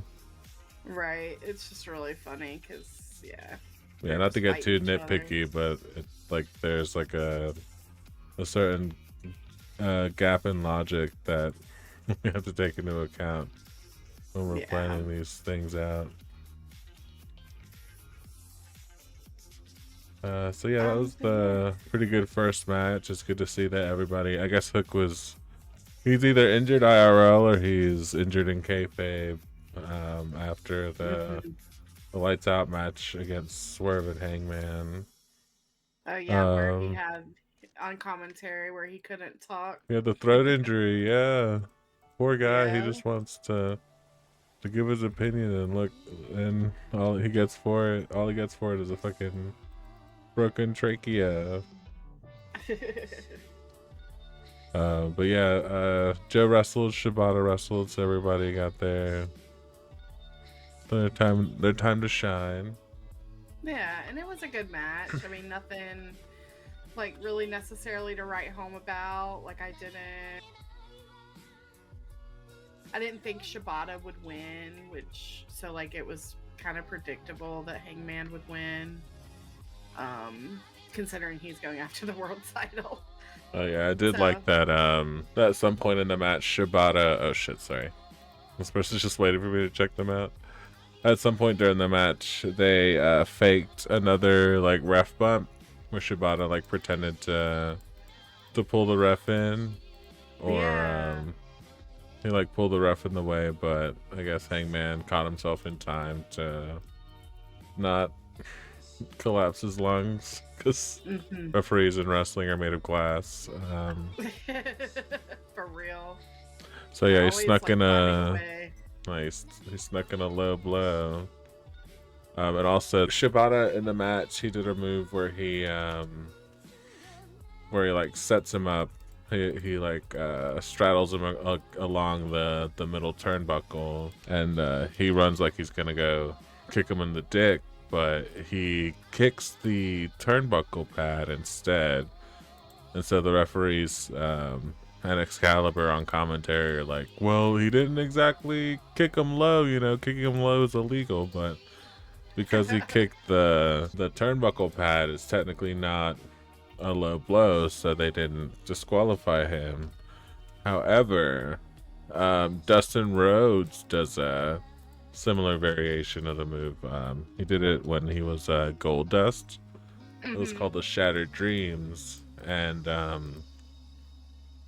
they made a big deal about it being a disqualification when he used it, because I guess the person taking it would literally sell it like they were getting kicked in the dick, because it looked like and it sounded like. I'm sure it didn't not hurt, because even though he is, it didn't feel good. yeah, even though he is just kicking like a little bit below, he's not exactly holding back, so it's gonna hurt at least a little bit. But it's just crazy to think about how maybe they could have done that with Goldust as well, because so many of his matches ended in a disqualification because of that move. So I don't know, it was just kind of weird. Another little like lapse in logic. Thinking about what do I do? Okay, I just click on the garbage and I pick up the garbage. Okay. Yeah. Can I help you with anything? Yeah, you can start stocking the right shelf. Eggs. Alright, hell yeah. So yeah, overall it was a good match. It's always nice to see Shibata wrestling. It's nice to see Hangman wrestling. They're all getting TV time. Yeah, very good. Next up, we got a video package from earlier this week. Funnily enough, Don Callis was on the golf course with Ricochet and Davis and Doyle. They're just out having a good time, you know, celebrating that they're getting ready to get like the tag team championship belts, and how Ricochet is going to retain the national champion. He's the best champion there's ever been. And it was just a really funny, goofy package. I really enjoyed it. Fucking Davis and Doyle choking out some golf worker in the background. Oh yeah, they were arguing with him because like they were, I guess, arguing whether or not he got the ball into the hole. You can clearly see that it's not fully into the hole or whatever, but he's still like, one of them pushes the guy into the other, and then they just choke him out, all while Ricochet and Don Callis are just like, man, what are we gonna do about these guys that we have to fight? Yeah. Oh no. I fucked up the shelf. Fuck. Oh no. What did you do? I put the cereal on top instead of on the third shelf. I got it. God damn it. Okay. Where does it need to go? Third shelf on the right, to the right of the spaghetti. To the right. Oh, okay. Yeah. And I'll clear that one out so I don't accidentally double. Anyways. So yeah, that was a nice little videos package. And then the next match of the night, we got a women's match. Isla Dawn versus Chris Statlander. And this was not for the belt, but they did reference it more so as like an eliminator match. So if Isla Dawn won here, I guess that she would have the ability to challenge Chris for the belt. Isla came out with the Grizzled Young Veterans. This definitely wasn't like a squash match necessarily, but really nothing for me at least notable about the match. It's pretty short. Yeah, not really squash, but kind of just like a filler match to give Chris an opportunity to wrestle and kind of lead into the promo after the match that we saw, where Tekla came on the screen and she was wearing a Chris Statlander shirt saying she's Chris's biggest fan and just all this stuff. And she's definitely like a woman of few words, because she pulled off the shirt, spat on it, threw it in the trash, and basically flipped Chris off after doing the "Live Long and Prosper" hand symbol. She made a Star Trek reference, because I don't know, it's kind of interesting seeing how Chris has kind of reincorporated the alien gimmick, because we're watching all the old Dynamites from 2019, 2020, and she's like full blown like alien, like she's from the Andromeda Galaxy, Chris Statlander. Right, so it's nice that we get that kind of back. Did you order stuff? Do we need to order things? I'm ordering things right now. Okay, hell yeah. Alright, so while you're doing that, I will take advantage and talk about the next segment. So yeah, we had another we had a promo with Jungle Jack in the back. He's backstage with a knife and a piece of wood. And the whole time I'm thinking, I wonder if he's going to stab the piece of wood with the knife. And right, so he talks about... Sorry, go ahead.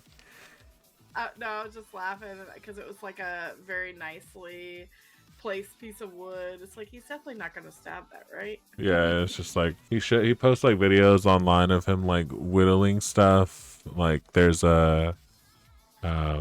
I guess he's just like really into working with his hands, I guess, and he's like in his workshop or whatever. If you like watch his videos and stuff, him sitting next to a random like block of wood wouldn't seem so out of place, but me who doesn't, just sees him with a knife and a piece of wood, I'm just like, I wonder if he's just gonna stab it when he's done talking.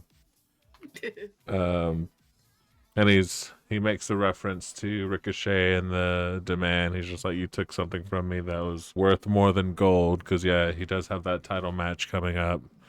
But kind of like, hey, man, he's just like, you went ahead and made it personal. So now I'm going to make it personal and take it into my own hands. And he's just like, I'm going to start with your title. And then I'm going to fucking come for the rest of you, basically. And then lo and behold, at the end of his promo, he stabs a piece of wood with his knife.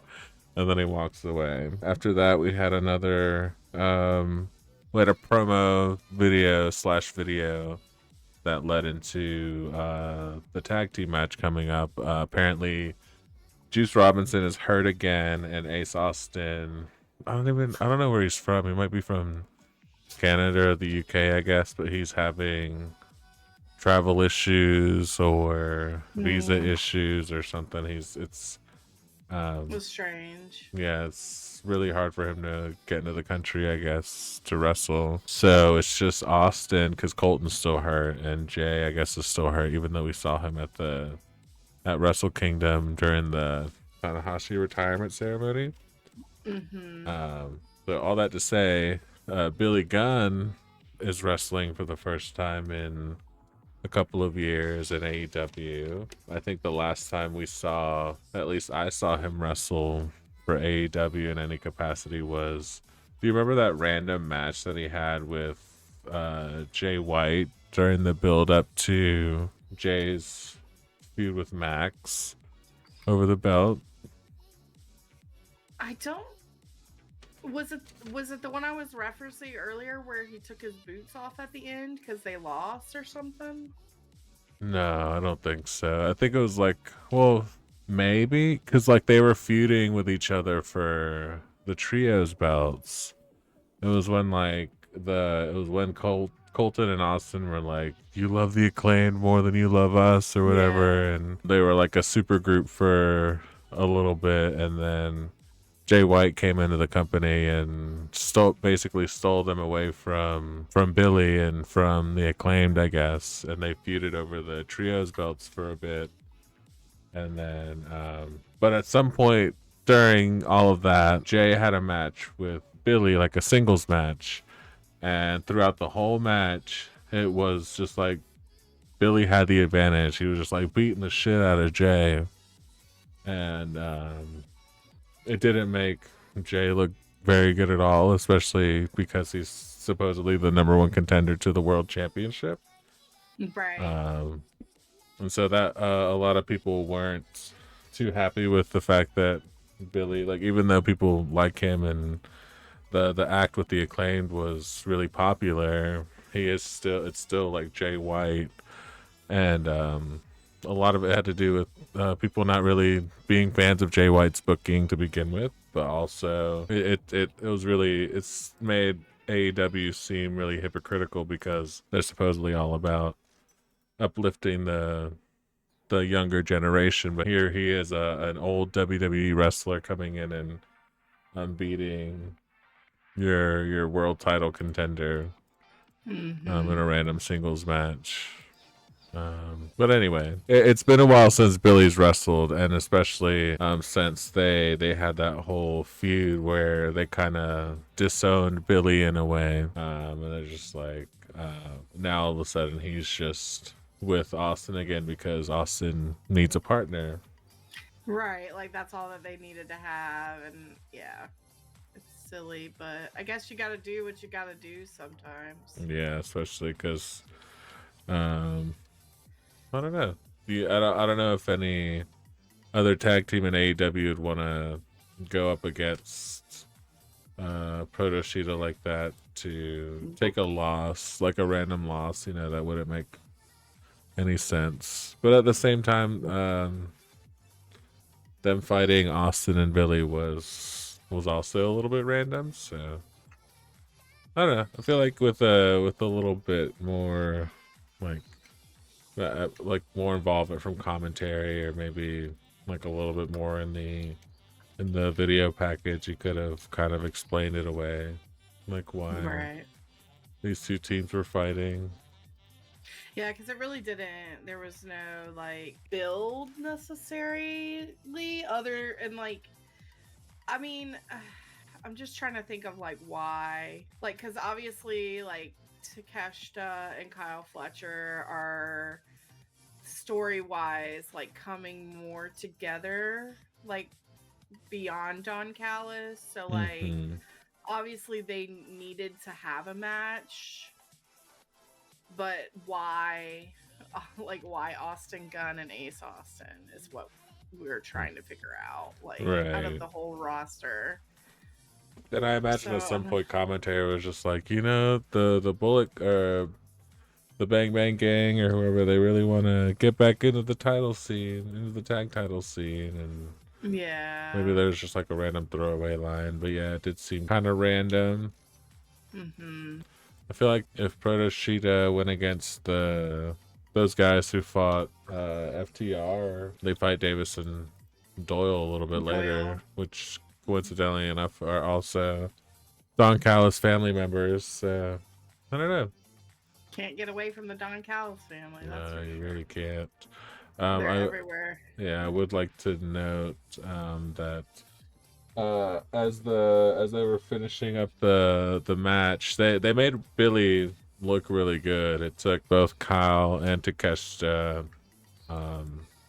teaming up on him like several times before they finally were able to take him out for long enough that they were able to pin Austin to win the match. But during the pin, Takeshita made it a point to look towards the commentary table Oh, And they never I like didn't know. turned the camera to pan towards like Dawn or anybody, but from that angle it looked like Takeshita was just staring daggers into Dawn. And like Damn, I didn't notice that. That's crazy. and I could be wrong, but like he did like when Takeshita went to go pin him, he did like a whole 180. He like jumped over the guy and like face a completely different direction. So I was like, that has to be intentional. I wonder if he was looking at Dawn, because Dawn, yeah, there was no one else really that you could be looking at. And I even mentioned, I wrote down in my notes that it's surprising that Dawn is coming out with them, because yeah. if I were them, I wouldn't want him to be anywhere near me. But Right. he's acting like nothing's happening.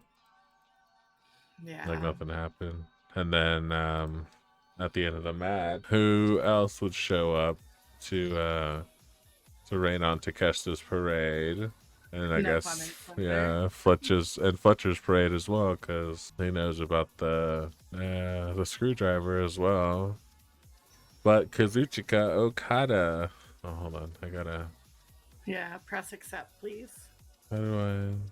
He Yeah. accept. Thank Okay. you. Yeah. Sorry about that. Oh, no, wait. I'm here. I accidentally closed the lane. I didn't catch it as Okada was coming out because I was writing my last little bit of notes here. But you said that Takeshita wanted to, like, fight him. Like, he was trying to charge at him towards, like, was somebody holding him back? Yeah. Kyle and I believe John was holding him back. Oh, shit.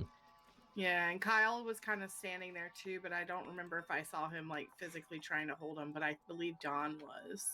Okay, I gotcha. And Okada was just standing there smiling. Like he knows what the fuck he's doing. Master manipulator. Right, him and Don are definitely up to something. Yep. All right. After that, we had a backstage segment. We saw Gates of Agony with Ricochet.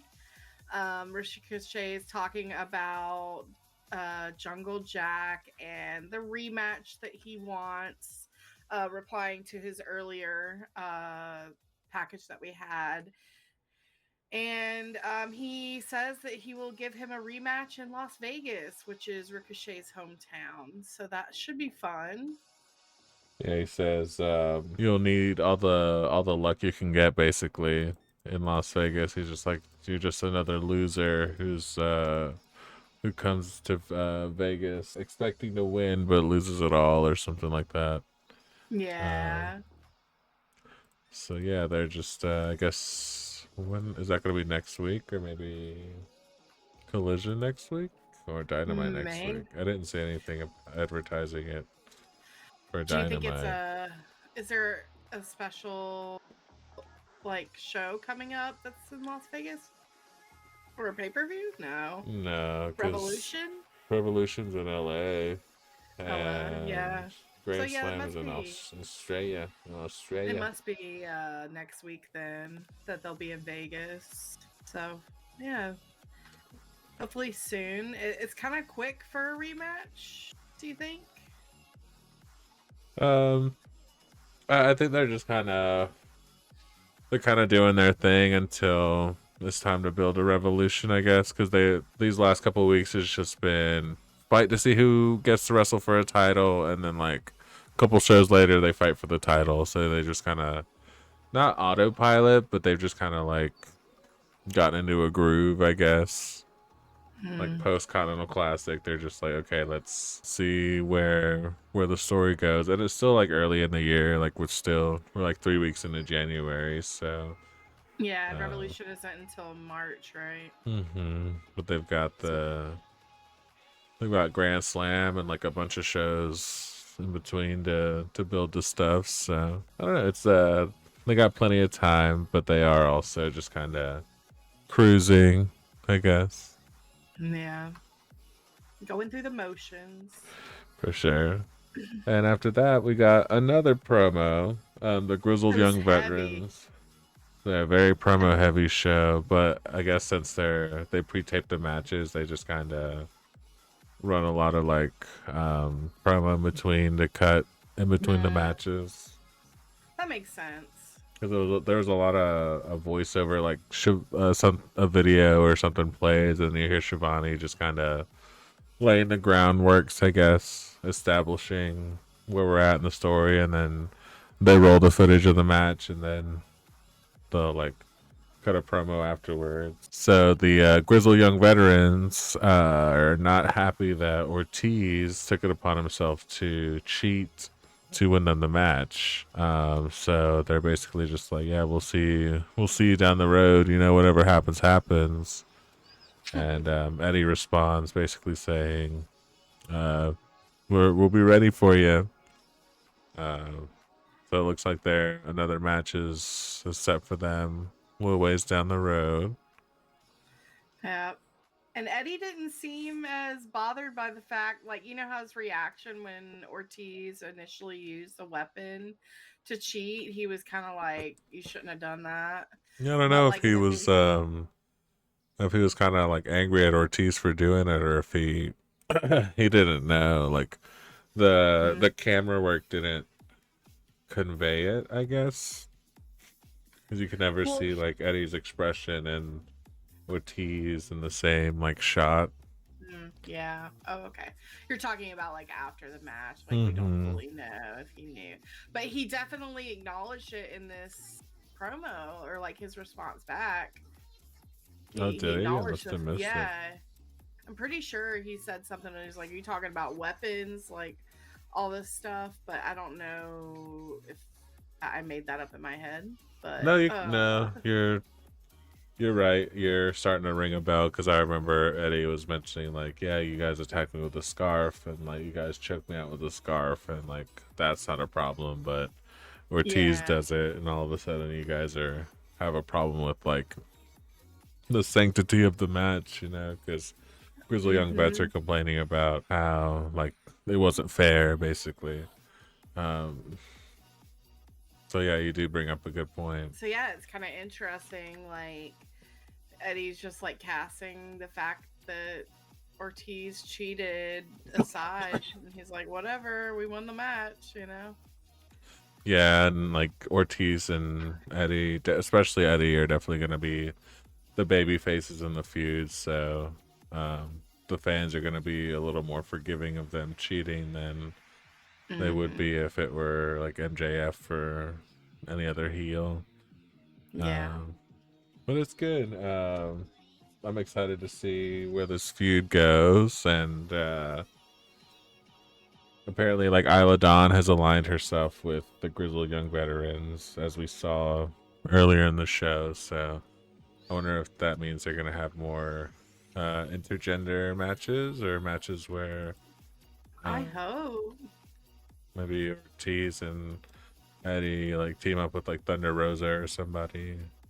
Ooh, that would be good. Yeah. How do I? You just hold it. Yeah, there you go. Okay, sorry. Okay. So after that, we got our next match of the night. We got to see Alec Prince and Jordan Oliver. They had 2 matches on the same night. That was ridiculous. Yeah, so they had their debut match, and then their second match. They fought Davis and Doyle.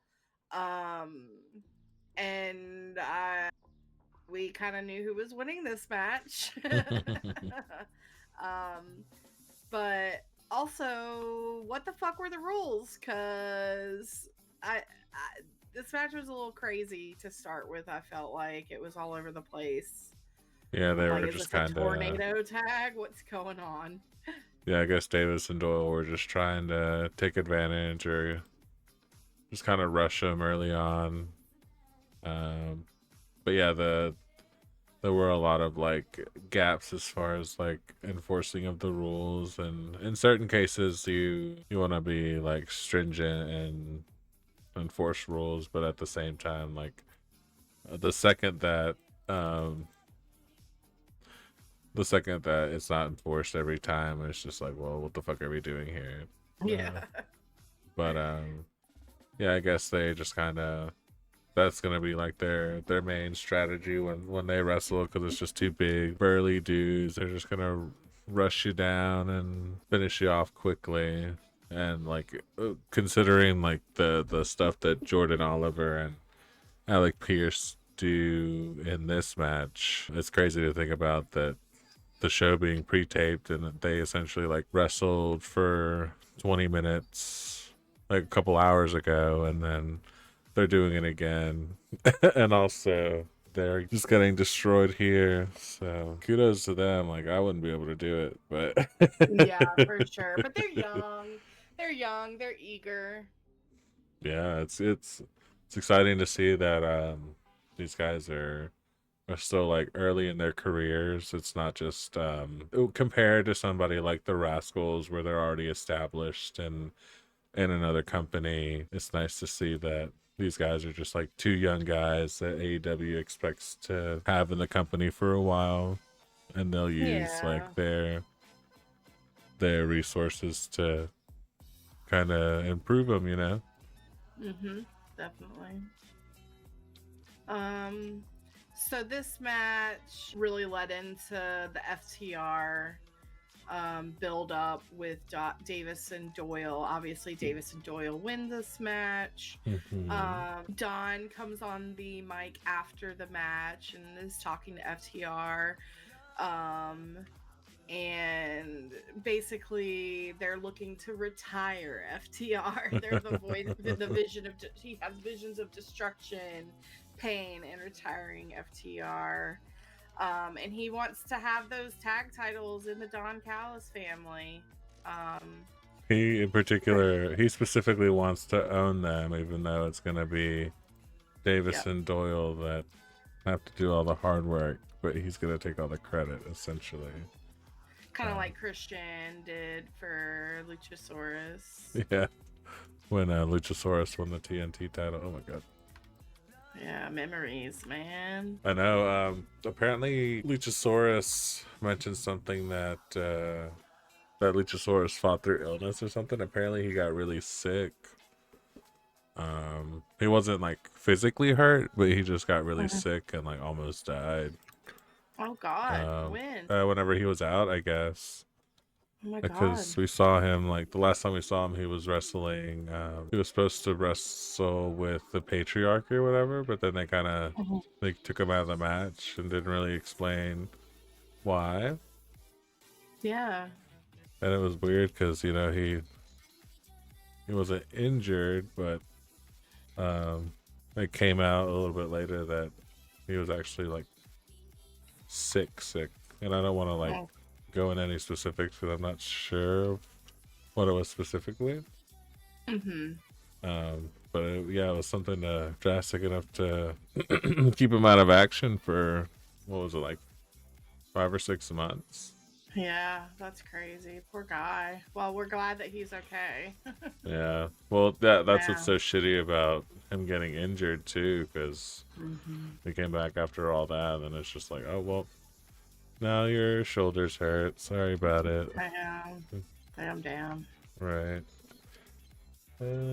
So yeah, I'm excited to see, like, Davis and Doyle are the quote unquote heels in this equation, but FTR aren't exactly full blown baby faces either, because they're still like aligned with Stoke, and they're just kind of playing the faces in this moment. Yeah, like freaking Stokely coming and replying to Don Callis, how he was like, they're stand-up citizens. I just wanted to laugh my ass off.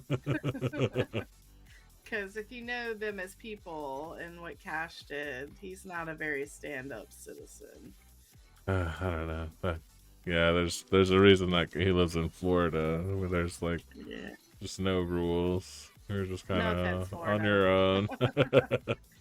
No offense, y'all do you. People rag on Florida all the time for a lot of different reasons. Yeah, so hopefully we'll get a good tag team defense from FTR. I don't know if Davis and Doyle will necessarily beat them, but Yeah, I would have liked a couple like in-ring segments where they just kind of like just sat in front of each other and talk shit, you know, because like just Don and Cash going back and forth, or just Stokely running down all 27 members of the family. yeah, You just know. being like funny. Yeah, but yeah, that they're just going through the motion. I guess that's what I mean by they're going through the motions. But I mean, you could have saved some of these matches for Australia, and I feel like people Right. would have been happy, especially since Mark Davis is from Australia. Like they don't necessarily have to win the belts because they're in his hometown, his home country or whatever, but at least give give him him a the match. yeah, let him wrestle in front of all his family and his friends because they're all related. All right. So after that, we got a video package of Darby.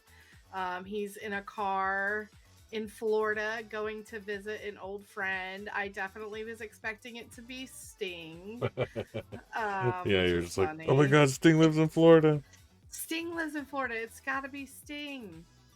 It was not Sting. It was Bam Margera. Out of all people, I would not expect Bam Margera, but here we are. He looks as old as you expect him to look, and as rough as you expect him to look.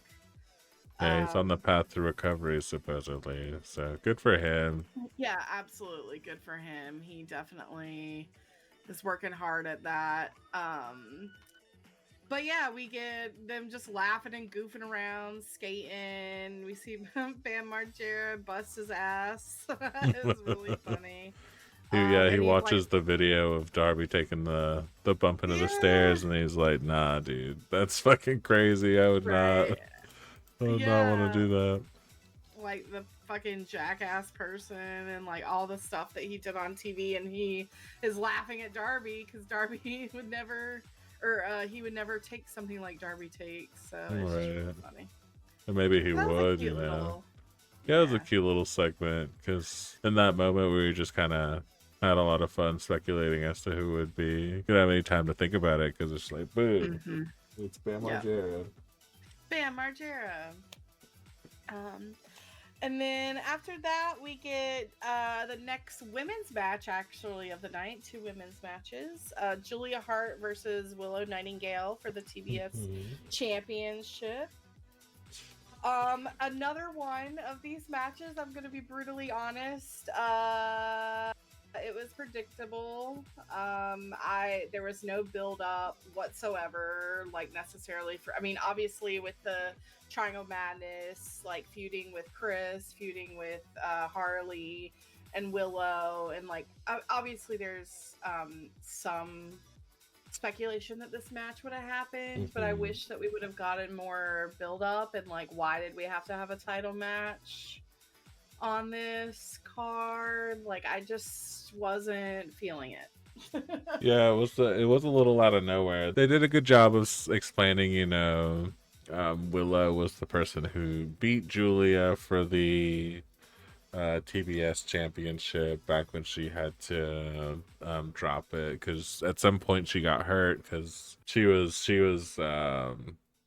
getting more and more popular, I guess, because she was in the House of Black and people liked her music and her entrance, and she was just like getting more and more popular, and they put the belt on her, and she was defending it every week, and I guess over time, I guess she picked up an injury, and Willow had to take it off of her. And in that sense, you don't really need a story because the story is built in. But yeah, again, it's another title match that doesn't really mean much of anything because it seems like every week we have 2 or 3 title matches.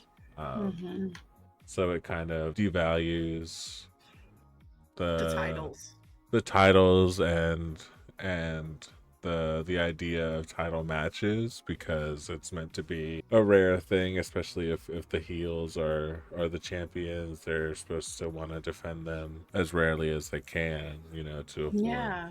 because that's just in their nature, I guess. But I mean, next week we're gonna have 2 or 3 title matches on Dynamite. We're gonna have 2 or 3 title matches on Collision, and then what?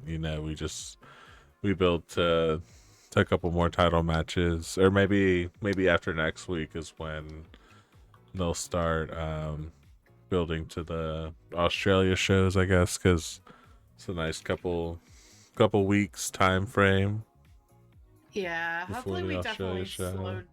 Hopefully we slow down on the titles. Like, I kind of get it, because they don't have a big show until March. Like, they want to make sure that they're not holding, like, not getting skepticism for not retaining titles or having like title matches. Like, I get it, but I think it's too heavy. So hopefully we see them draw back on the title matches over the next couple weeks, because Yeah, and plenty of I'm getting women. worn out. Yeah, plenty of women on the AEW roster don't have titles, but would love to have that TV time, I'm sure.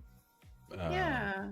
But it's just the same 6 women over and over again, especially now that Mercedes is gone. And you could argue the same for the men as well, because it's just been the Ops, Swerve, Hangman, Jet Speed, kind of been the same 6 or 7 guys as wrestling every week as well. So it'd be good to like rotate them out, I guess, and give a spotlight to some fresh blood. Like, what's Anna Jay doing? What's Ty Mello doing? What's Ty Mello, yeah. Yeah, like, what are they doing? And I don't know. It's just kind of like, to your point, it's getting a little predictable, because they're not going to lose the title on a random episode of Dynamite so soon after winning it on a random episode of Dynamite, in the case of Willow.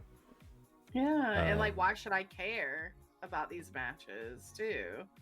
Like, if they're just like, they're gonna retain. So I kind of just disconnect from it as a viewer. It's very like lazy storytelling, especially similar to the Darby stuff. So these guys have been feuding since before Blood and Guts, which was in November, and like before they were like officially in groups or like an official team. So yeah, I'd like something new, please. Yeah, it's been a while. Yeah, we're getting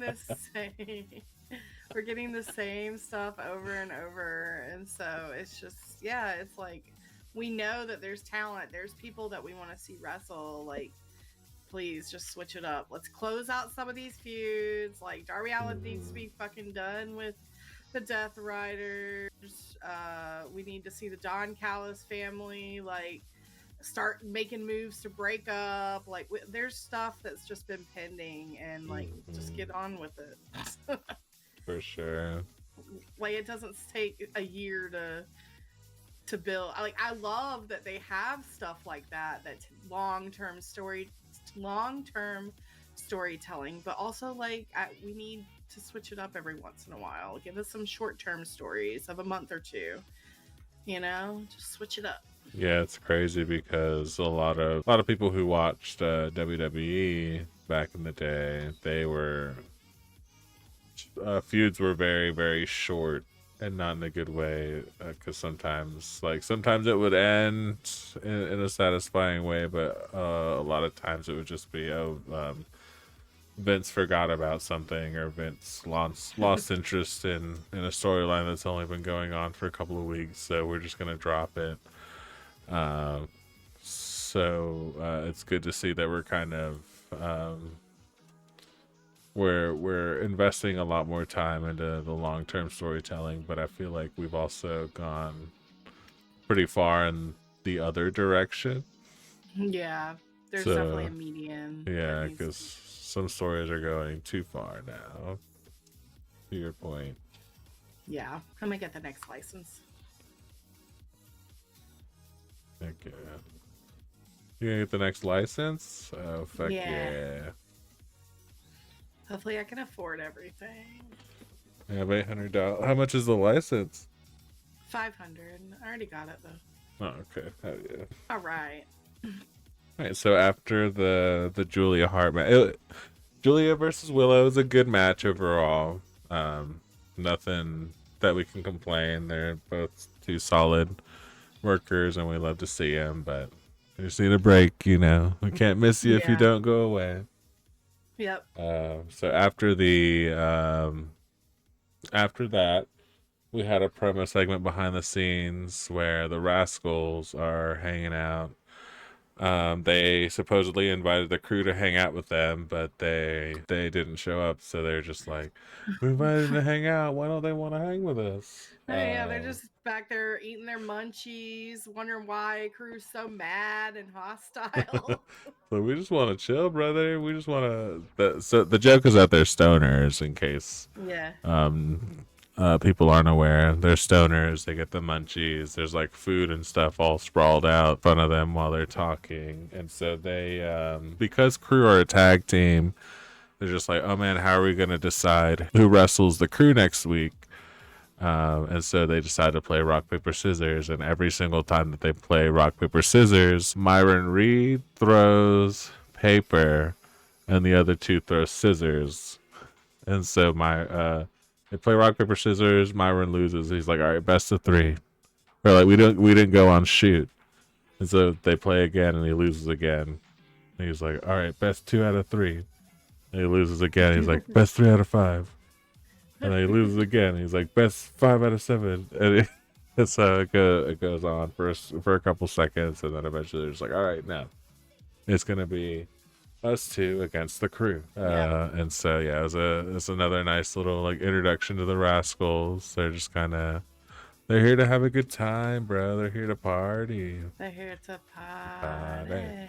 Ice cream party. We're not going to have slots for I'm going to that. put I the need to juice down right here.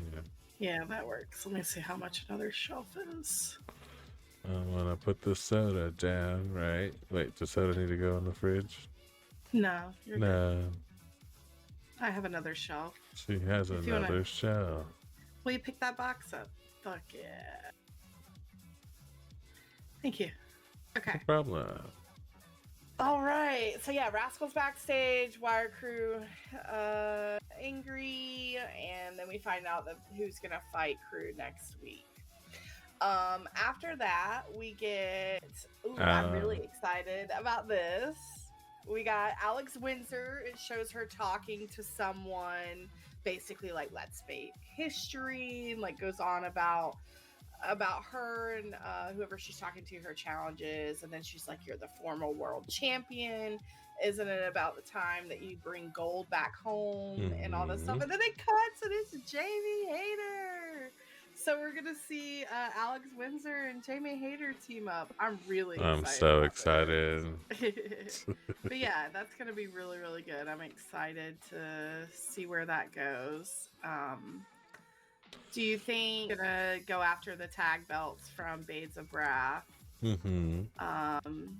Yeah, because I apparently, find them good contenders. oh yeah, Queen Amanada got hurt when they were wrestling at some point during the tournament, so that's why she's been out of action since they lost to the Sisters of Sin during the first round of the tournament. Even though Jamie and Chris just wrestled for the World Championship at Worlds, and there would be a story there as far as a rematch is concerned. She's kind of pivoting, I guess, and going after the tag belts with Alex Windsor. Yeah. Which is good, I guess. It's kind of like a, what's it called? A roundabout way, I guess, to get to the World Championship if she needs it, if she wants to. But good for her. Oh shit. Wait, come back. Okay. What the helly? I wonder if they're gonna have another qualifying tournament, or how they're planning on incorporating them into the story. Yeah, we'll see. I'm sure that they'll probably have a match soon to like debut the tag team, and they'll probably win a couple Oh my God. matches, and then we'll see maybe at Revolution. Do you think they'll last that long?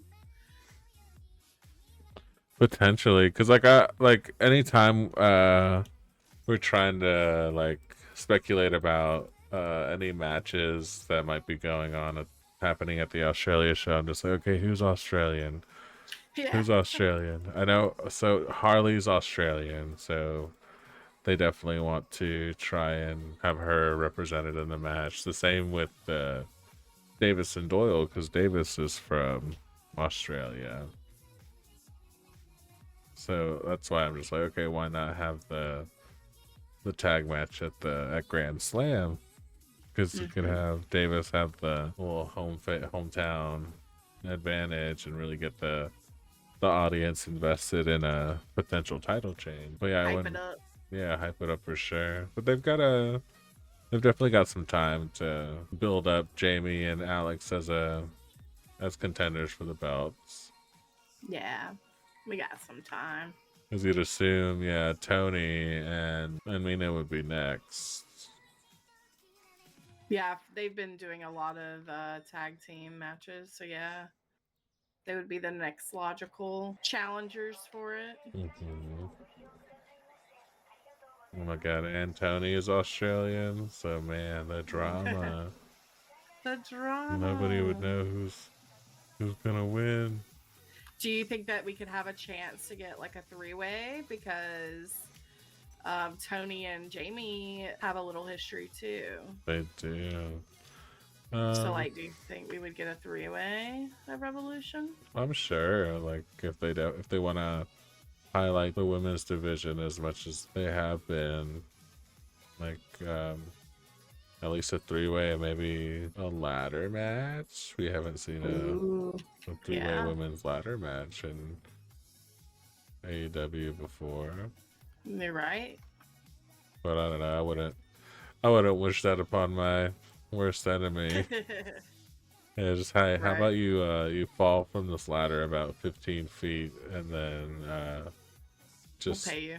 Yeah, and you can just get up a couple minutes later to try and do something else for me. That's crazy. But yeah, it's exciting to think about where the show could be headed come February. Yeah. So they've got a lot of Australian superstars, I'm sure, would like to wrestle in front of their hometown. Yeah. All right. Next up, we had Magnus, who's a CMLL Magnus wrestler. Yeah. Magnus. Versus Andrade El Idolo. Yeah, he came out wearing a new Andrade shirt, which they plugged. They had a little couple seconds at the beginning of his match. Was like he's wearing his new shirt, which you can get on shopaew.com. Right, product placement. Yeah, it was kind of funny because a couple minutes into the match, people were chanting at Andrade to take his shirt off. Yeah. It's crazy how much pull Andrade has with the fans. They're just, yeah, it's weird. They're just chanting at him. They're cheering for him. I don't know. He's always got him in the palm of his hands, and then he takes the shirt off and he teases throwing it into the audience, and he's like psych, and he doesn't do it. He's a really good heel for sure. Yeah, he like hits Magnus with like a chop, and the fans are chanting one more time, and he's just like no. He's like, it's not what I want to do, so I'm not gonna do it. Basically, he's chilling on the outside, and I don't know if this woman was a plant or if this was ad-lib, but there was a woman that was like really close to the barricade or whatever, and Andrade like takes her phone and takes a selfie, and he like acts like he's putting in his phone number, and everybody's just like, oh my god, scandalous, blah blah blah. Yeah, there's a guy that was in the audience and like he got escorted away by security because he was like trying to get in the picture. So that's why it makes me think that it was like a plant. Mm-hmm. Yeah, so because you want to like protect him from the weirdos who are like who aren't in on it. Yeah, exactly. Yeah, it was interesting because he took his left glove off and he's like he was showing that he wasn't married anymore. And this man was getting naked. He stripped. So do you think that that's gonna be like his new look? Because like from what I remember, he used to wrestle in like those pants. Like he never wore like a singlet or whatever you call it, those old trunks. No, I've only seen him wrestle in the pants. At least when he was in like NXT back in the day, back when I was watching NXT, he was like always in the pants. But Excalibur makes a reference to Andrade's Ingovernable Days, which makes me think it was a reference to back when he was in Mexico wrestling, I suppose. Yeah. I do like how he's leading. I feel like he's really taking on that El Idolo persona, like the idol, like very cocky, conceited. I wrote down Mexican Fabio. Oh yeah. Because that's just what he's giving. He's just giving very arrogant, like that he's an idol. He's someone that people should look up to and worship.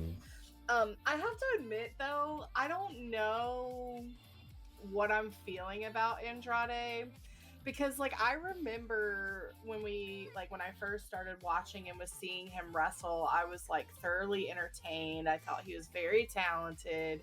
He was a heavy hitter who was like he did a little bit of the luchador flying around on the ropes and just like really entertaining. But now that he's come back, I'm not seeing that anymore. And I think I mentioned it last week with his previous match where I just felt like he's so slow and just not the same Andrade. I don't know if you see that. Yeah, I feel like a lot of it has to do with it is pretty different, but I attribute a lot of it to just him being a heel. Because as a heel, like when you go from being a babyface, and he was never really a babyface at any point in AEW. But when you go from a wrestling babyface to wrestling heel, you usually stop doing all of like the flippy dippy stuff that made you popular. You usually like slow it down. You just kind of do a lot of like submission based offense where you can you grab a headlock and you just like hold a headlock for forever. And so this is like what I'm witnessing is basically him just being a typical heel. Yeah, because you don't want to like the fans expect, I guess, the luchador stuff from him. They expect him to kind of just wrestle, but instead he's like he's not taking his opponent seriously. He's like flirting with women in the audience. He's posturing. He's like arguing with the ref. He's just kind of and like I don't know how much of it is like persona or how much of it is just him being weird. Yeah. Because I don't know, because the whole reason he got fired from WWE was because of supposed wellness policy violations. And what does that mean? They have like ever since the Benoit stuff happened, they have a drug policy essentially, where people have to submit to random drug tests. However, it is also WWE and it's also pro wrestling, so maybe certain wrestlers don't exactly have to adhere to those rules a lot of the time. But they've also a lot of wrestlers used to get popped for weed, even though the country as a whole is kind of laxed on weed in general. A lot of wrestlers were still getting suspended for it, but over time, eventually, they kind of laxed on the weed as far as the wellness policy is concerned.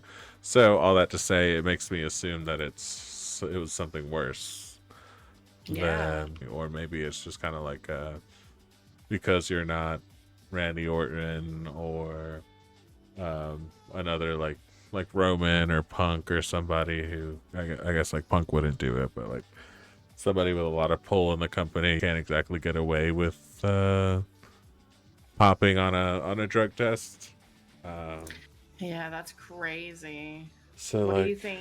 Oh God, let's not let's speculate. not speculate, But but yeah, because I don't know, because that's what's so fascinating about Andrade to me. It's just like how much of it is a character and how much of it is Andrade the person. Like how much of it is his ego. Just like, you want me to do this, I'm not gonna do it. But a lot of it is just like, you're a heel wrestler, you're supposed to play the crowd, and you're supposed to be an asshole. I just don't know. very It's interesting. very Like, interesting. well, I'm glad I'm not the only one that's kind of feeling this way about him. Like, not really sure how to feel about him being back. I don't know. Yeah, because he's got, I don't know if he's related to Rush and Dralistico, but he's definitely like at least friends with them because they're in a faction together, or at least they used to be. They've made no mention of it since he's been back, and with Yeah. apparently Rush is also hurt again, so it'll be a Ugh. while before they get back together. Roosh. Rush. Um, Roosh. but yeah, it was weird that Don Callis didn't come out with Andrade.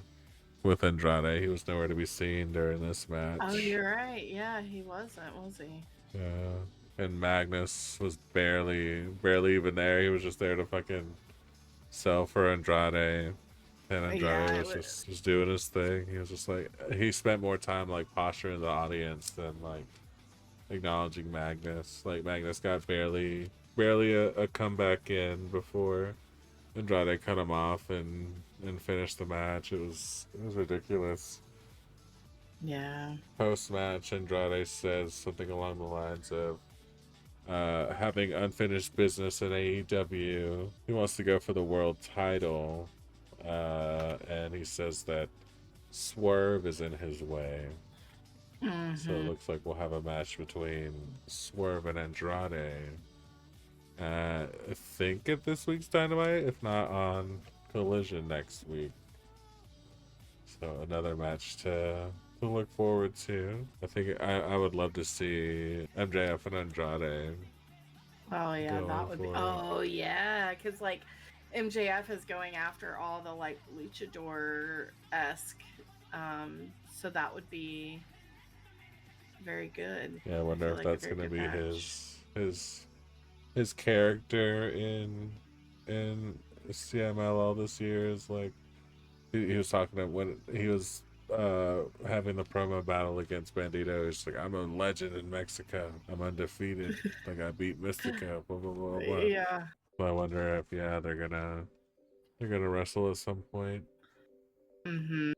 I would expect to see that at some point. Yeah. So let me put After my that, we get our note. main event.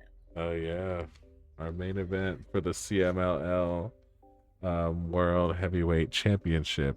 It's Roderick Strong versus Claudio Castagnoli. Yeah. You mentioned it being weird that Orange and Yuta were out there. Excalibur mentions that it's CMLL tradition for title match contenders to have someone at ringside representing them with a towel, because they like, sometimes if you see Okay. somebody with a white towel, you're just like, okay, maybe they'll do like a throwing in the towel spot, and they're rare in wrestling, but they do happen. Yeah, I thought it was interesting. I was like, why? Why does he have a towel? It's like, that's a white towel. Why does he have that? Like, I just kept speculating. Yeah, pretty much all the Death Riders come out with Claudio, but only Yuta stays because he's Claudia's second, and John goes on commentary, and Marina stands next to John, holding the Continental title. And the whole time on commentary, John is talking about how much responsibility it is that, and how much of an honor it is that Claudia picked Yuta to be his second. So it just made the fact that they were out there for this specific reason seem all the more important. Because that's what's, I don't know, it's one of those instances where I really like the commentary because it adds a lot to the story, I guess. It fills in a lot of the blanks that you don't really catch like watching it live, I guess, because it is like it's non-verbal storytelling. So if you're not like close enough to the ring that you can hear them talking to each other, some of that stuff can get lost in translation. But yeah, it's really cool.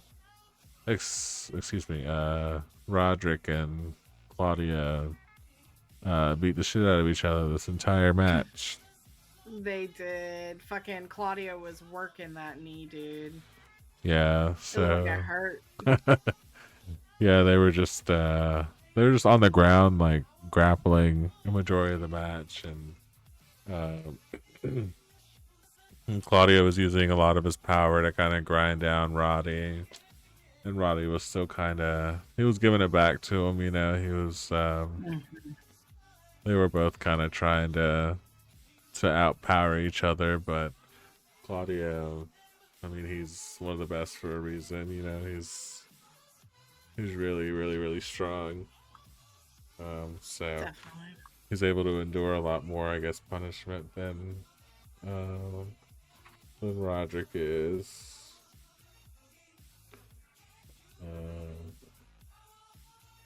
There was a spot where Claudio looks like he's trying to pin Roddy, but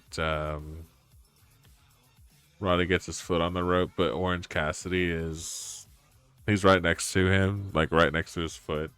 So there's a moment there where it looks like Claudia maybe thought that Orange put his foot on the rope. Yeah. But Orange was kind of like, he kind of held his hands up, you know, like, I didn't do it. Like, it wasn't me, you know. Yeah. He was really cute cheering on Roderick too, because like there was one point where Claudio had him like working his ankle, like twisting it and stuff, and Orange is just standing there. He's like, "Yeah, you got it. You got this, Roderick." I mean, he didn't do it. He just was like, "You got this." It's really cute. I'm glad that he was out there with him. I think it's kind of like what John was saying on commentary, where he's like, he may make it seem like he doesn't want to be in the conglomeration, but he likes them or something along those lines. Yeah, because he's at least friends with Kyle. Well, he's friends with Kyle. It's kind of like when you're in a friend group, but the friend who introduces you to the friend group isn't like there immediately. So it just kind of seems like you're friends of a friend. Definitely, yeah. But it works. He Yeah. had somebody by his side. Yeah, because like he couldn't ask Adam or Kyle to do it, unfortunately. Yeah. And they mentioned dead. because they're dead. Because they Yeah. did. Yeah, they're dead. He's still mourning them. Yep. Yeah, they Excalibur mentions John and his little mini feud that he had with Kyle O'Reilly, and then John basically retorts back, is like, yeah, well, Kyle's not doing so hot, is he? Because apparently there was a spot in the match that John and Kyle had back at Full Gear where they like John like puts Kyle's arm in between, kind of like sandwiches in a steel chair, and then he steps on it, and I think he legitimately like broke Kyle's arm. Oh God. Yeah, I guess that's why we haven't seen him in a while. Yeah, that's crazy. I didn't realize that was real. I assume so, because they haven't mentioned anything as far as like if it were storyline, I feel like they'd be like, "Oh man, Kyle's been gone on vacation for a really long time. I wonder." They Yeah. would mention something, something about it. But yeah, I think he's injured at the moment. But yeah, Roddy's still rocking the Paragon gear, Yep.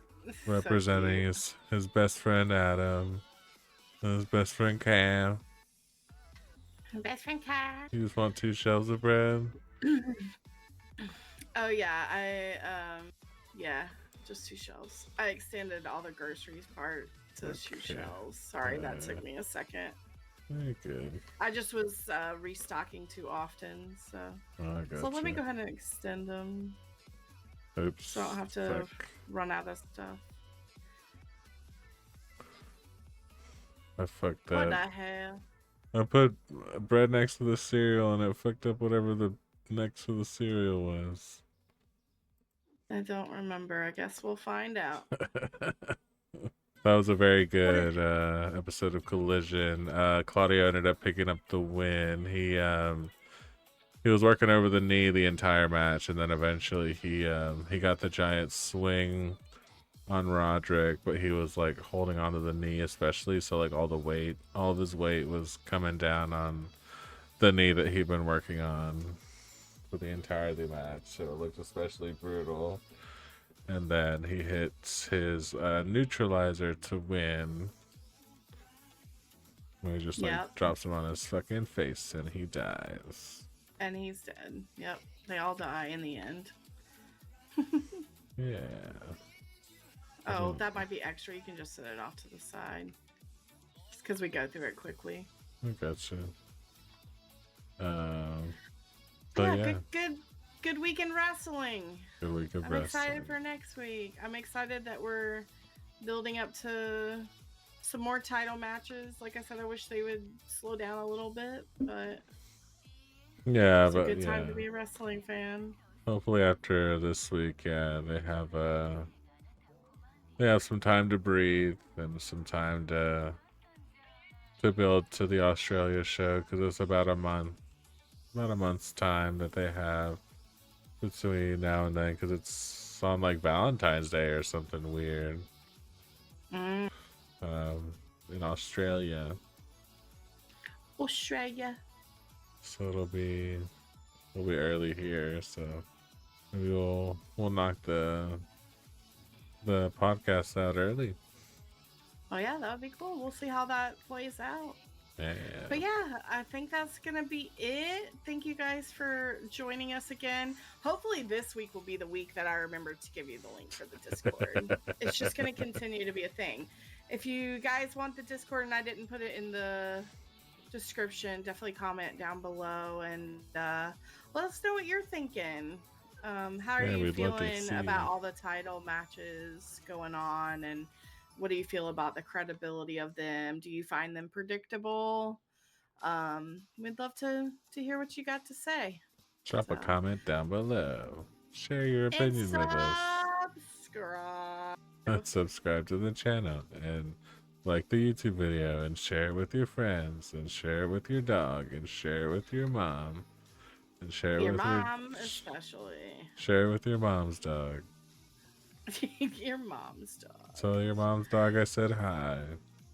And tell your mom I too. said hi. You can tell her I said hi if you want. Hell yeah. All right. Bye guys. We'll catch you guys on the flip side. Bye. Bye bye. Bye bye. Bye bye. Bye bye.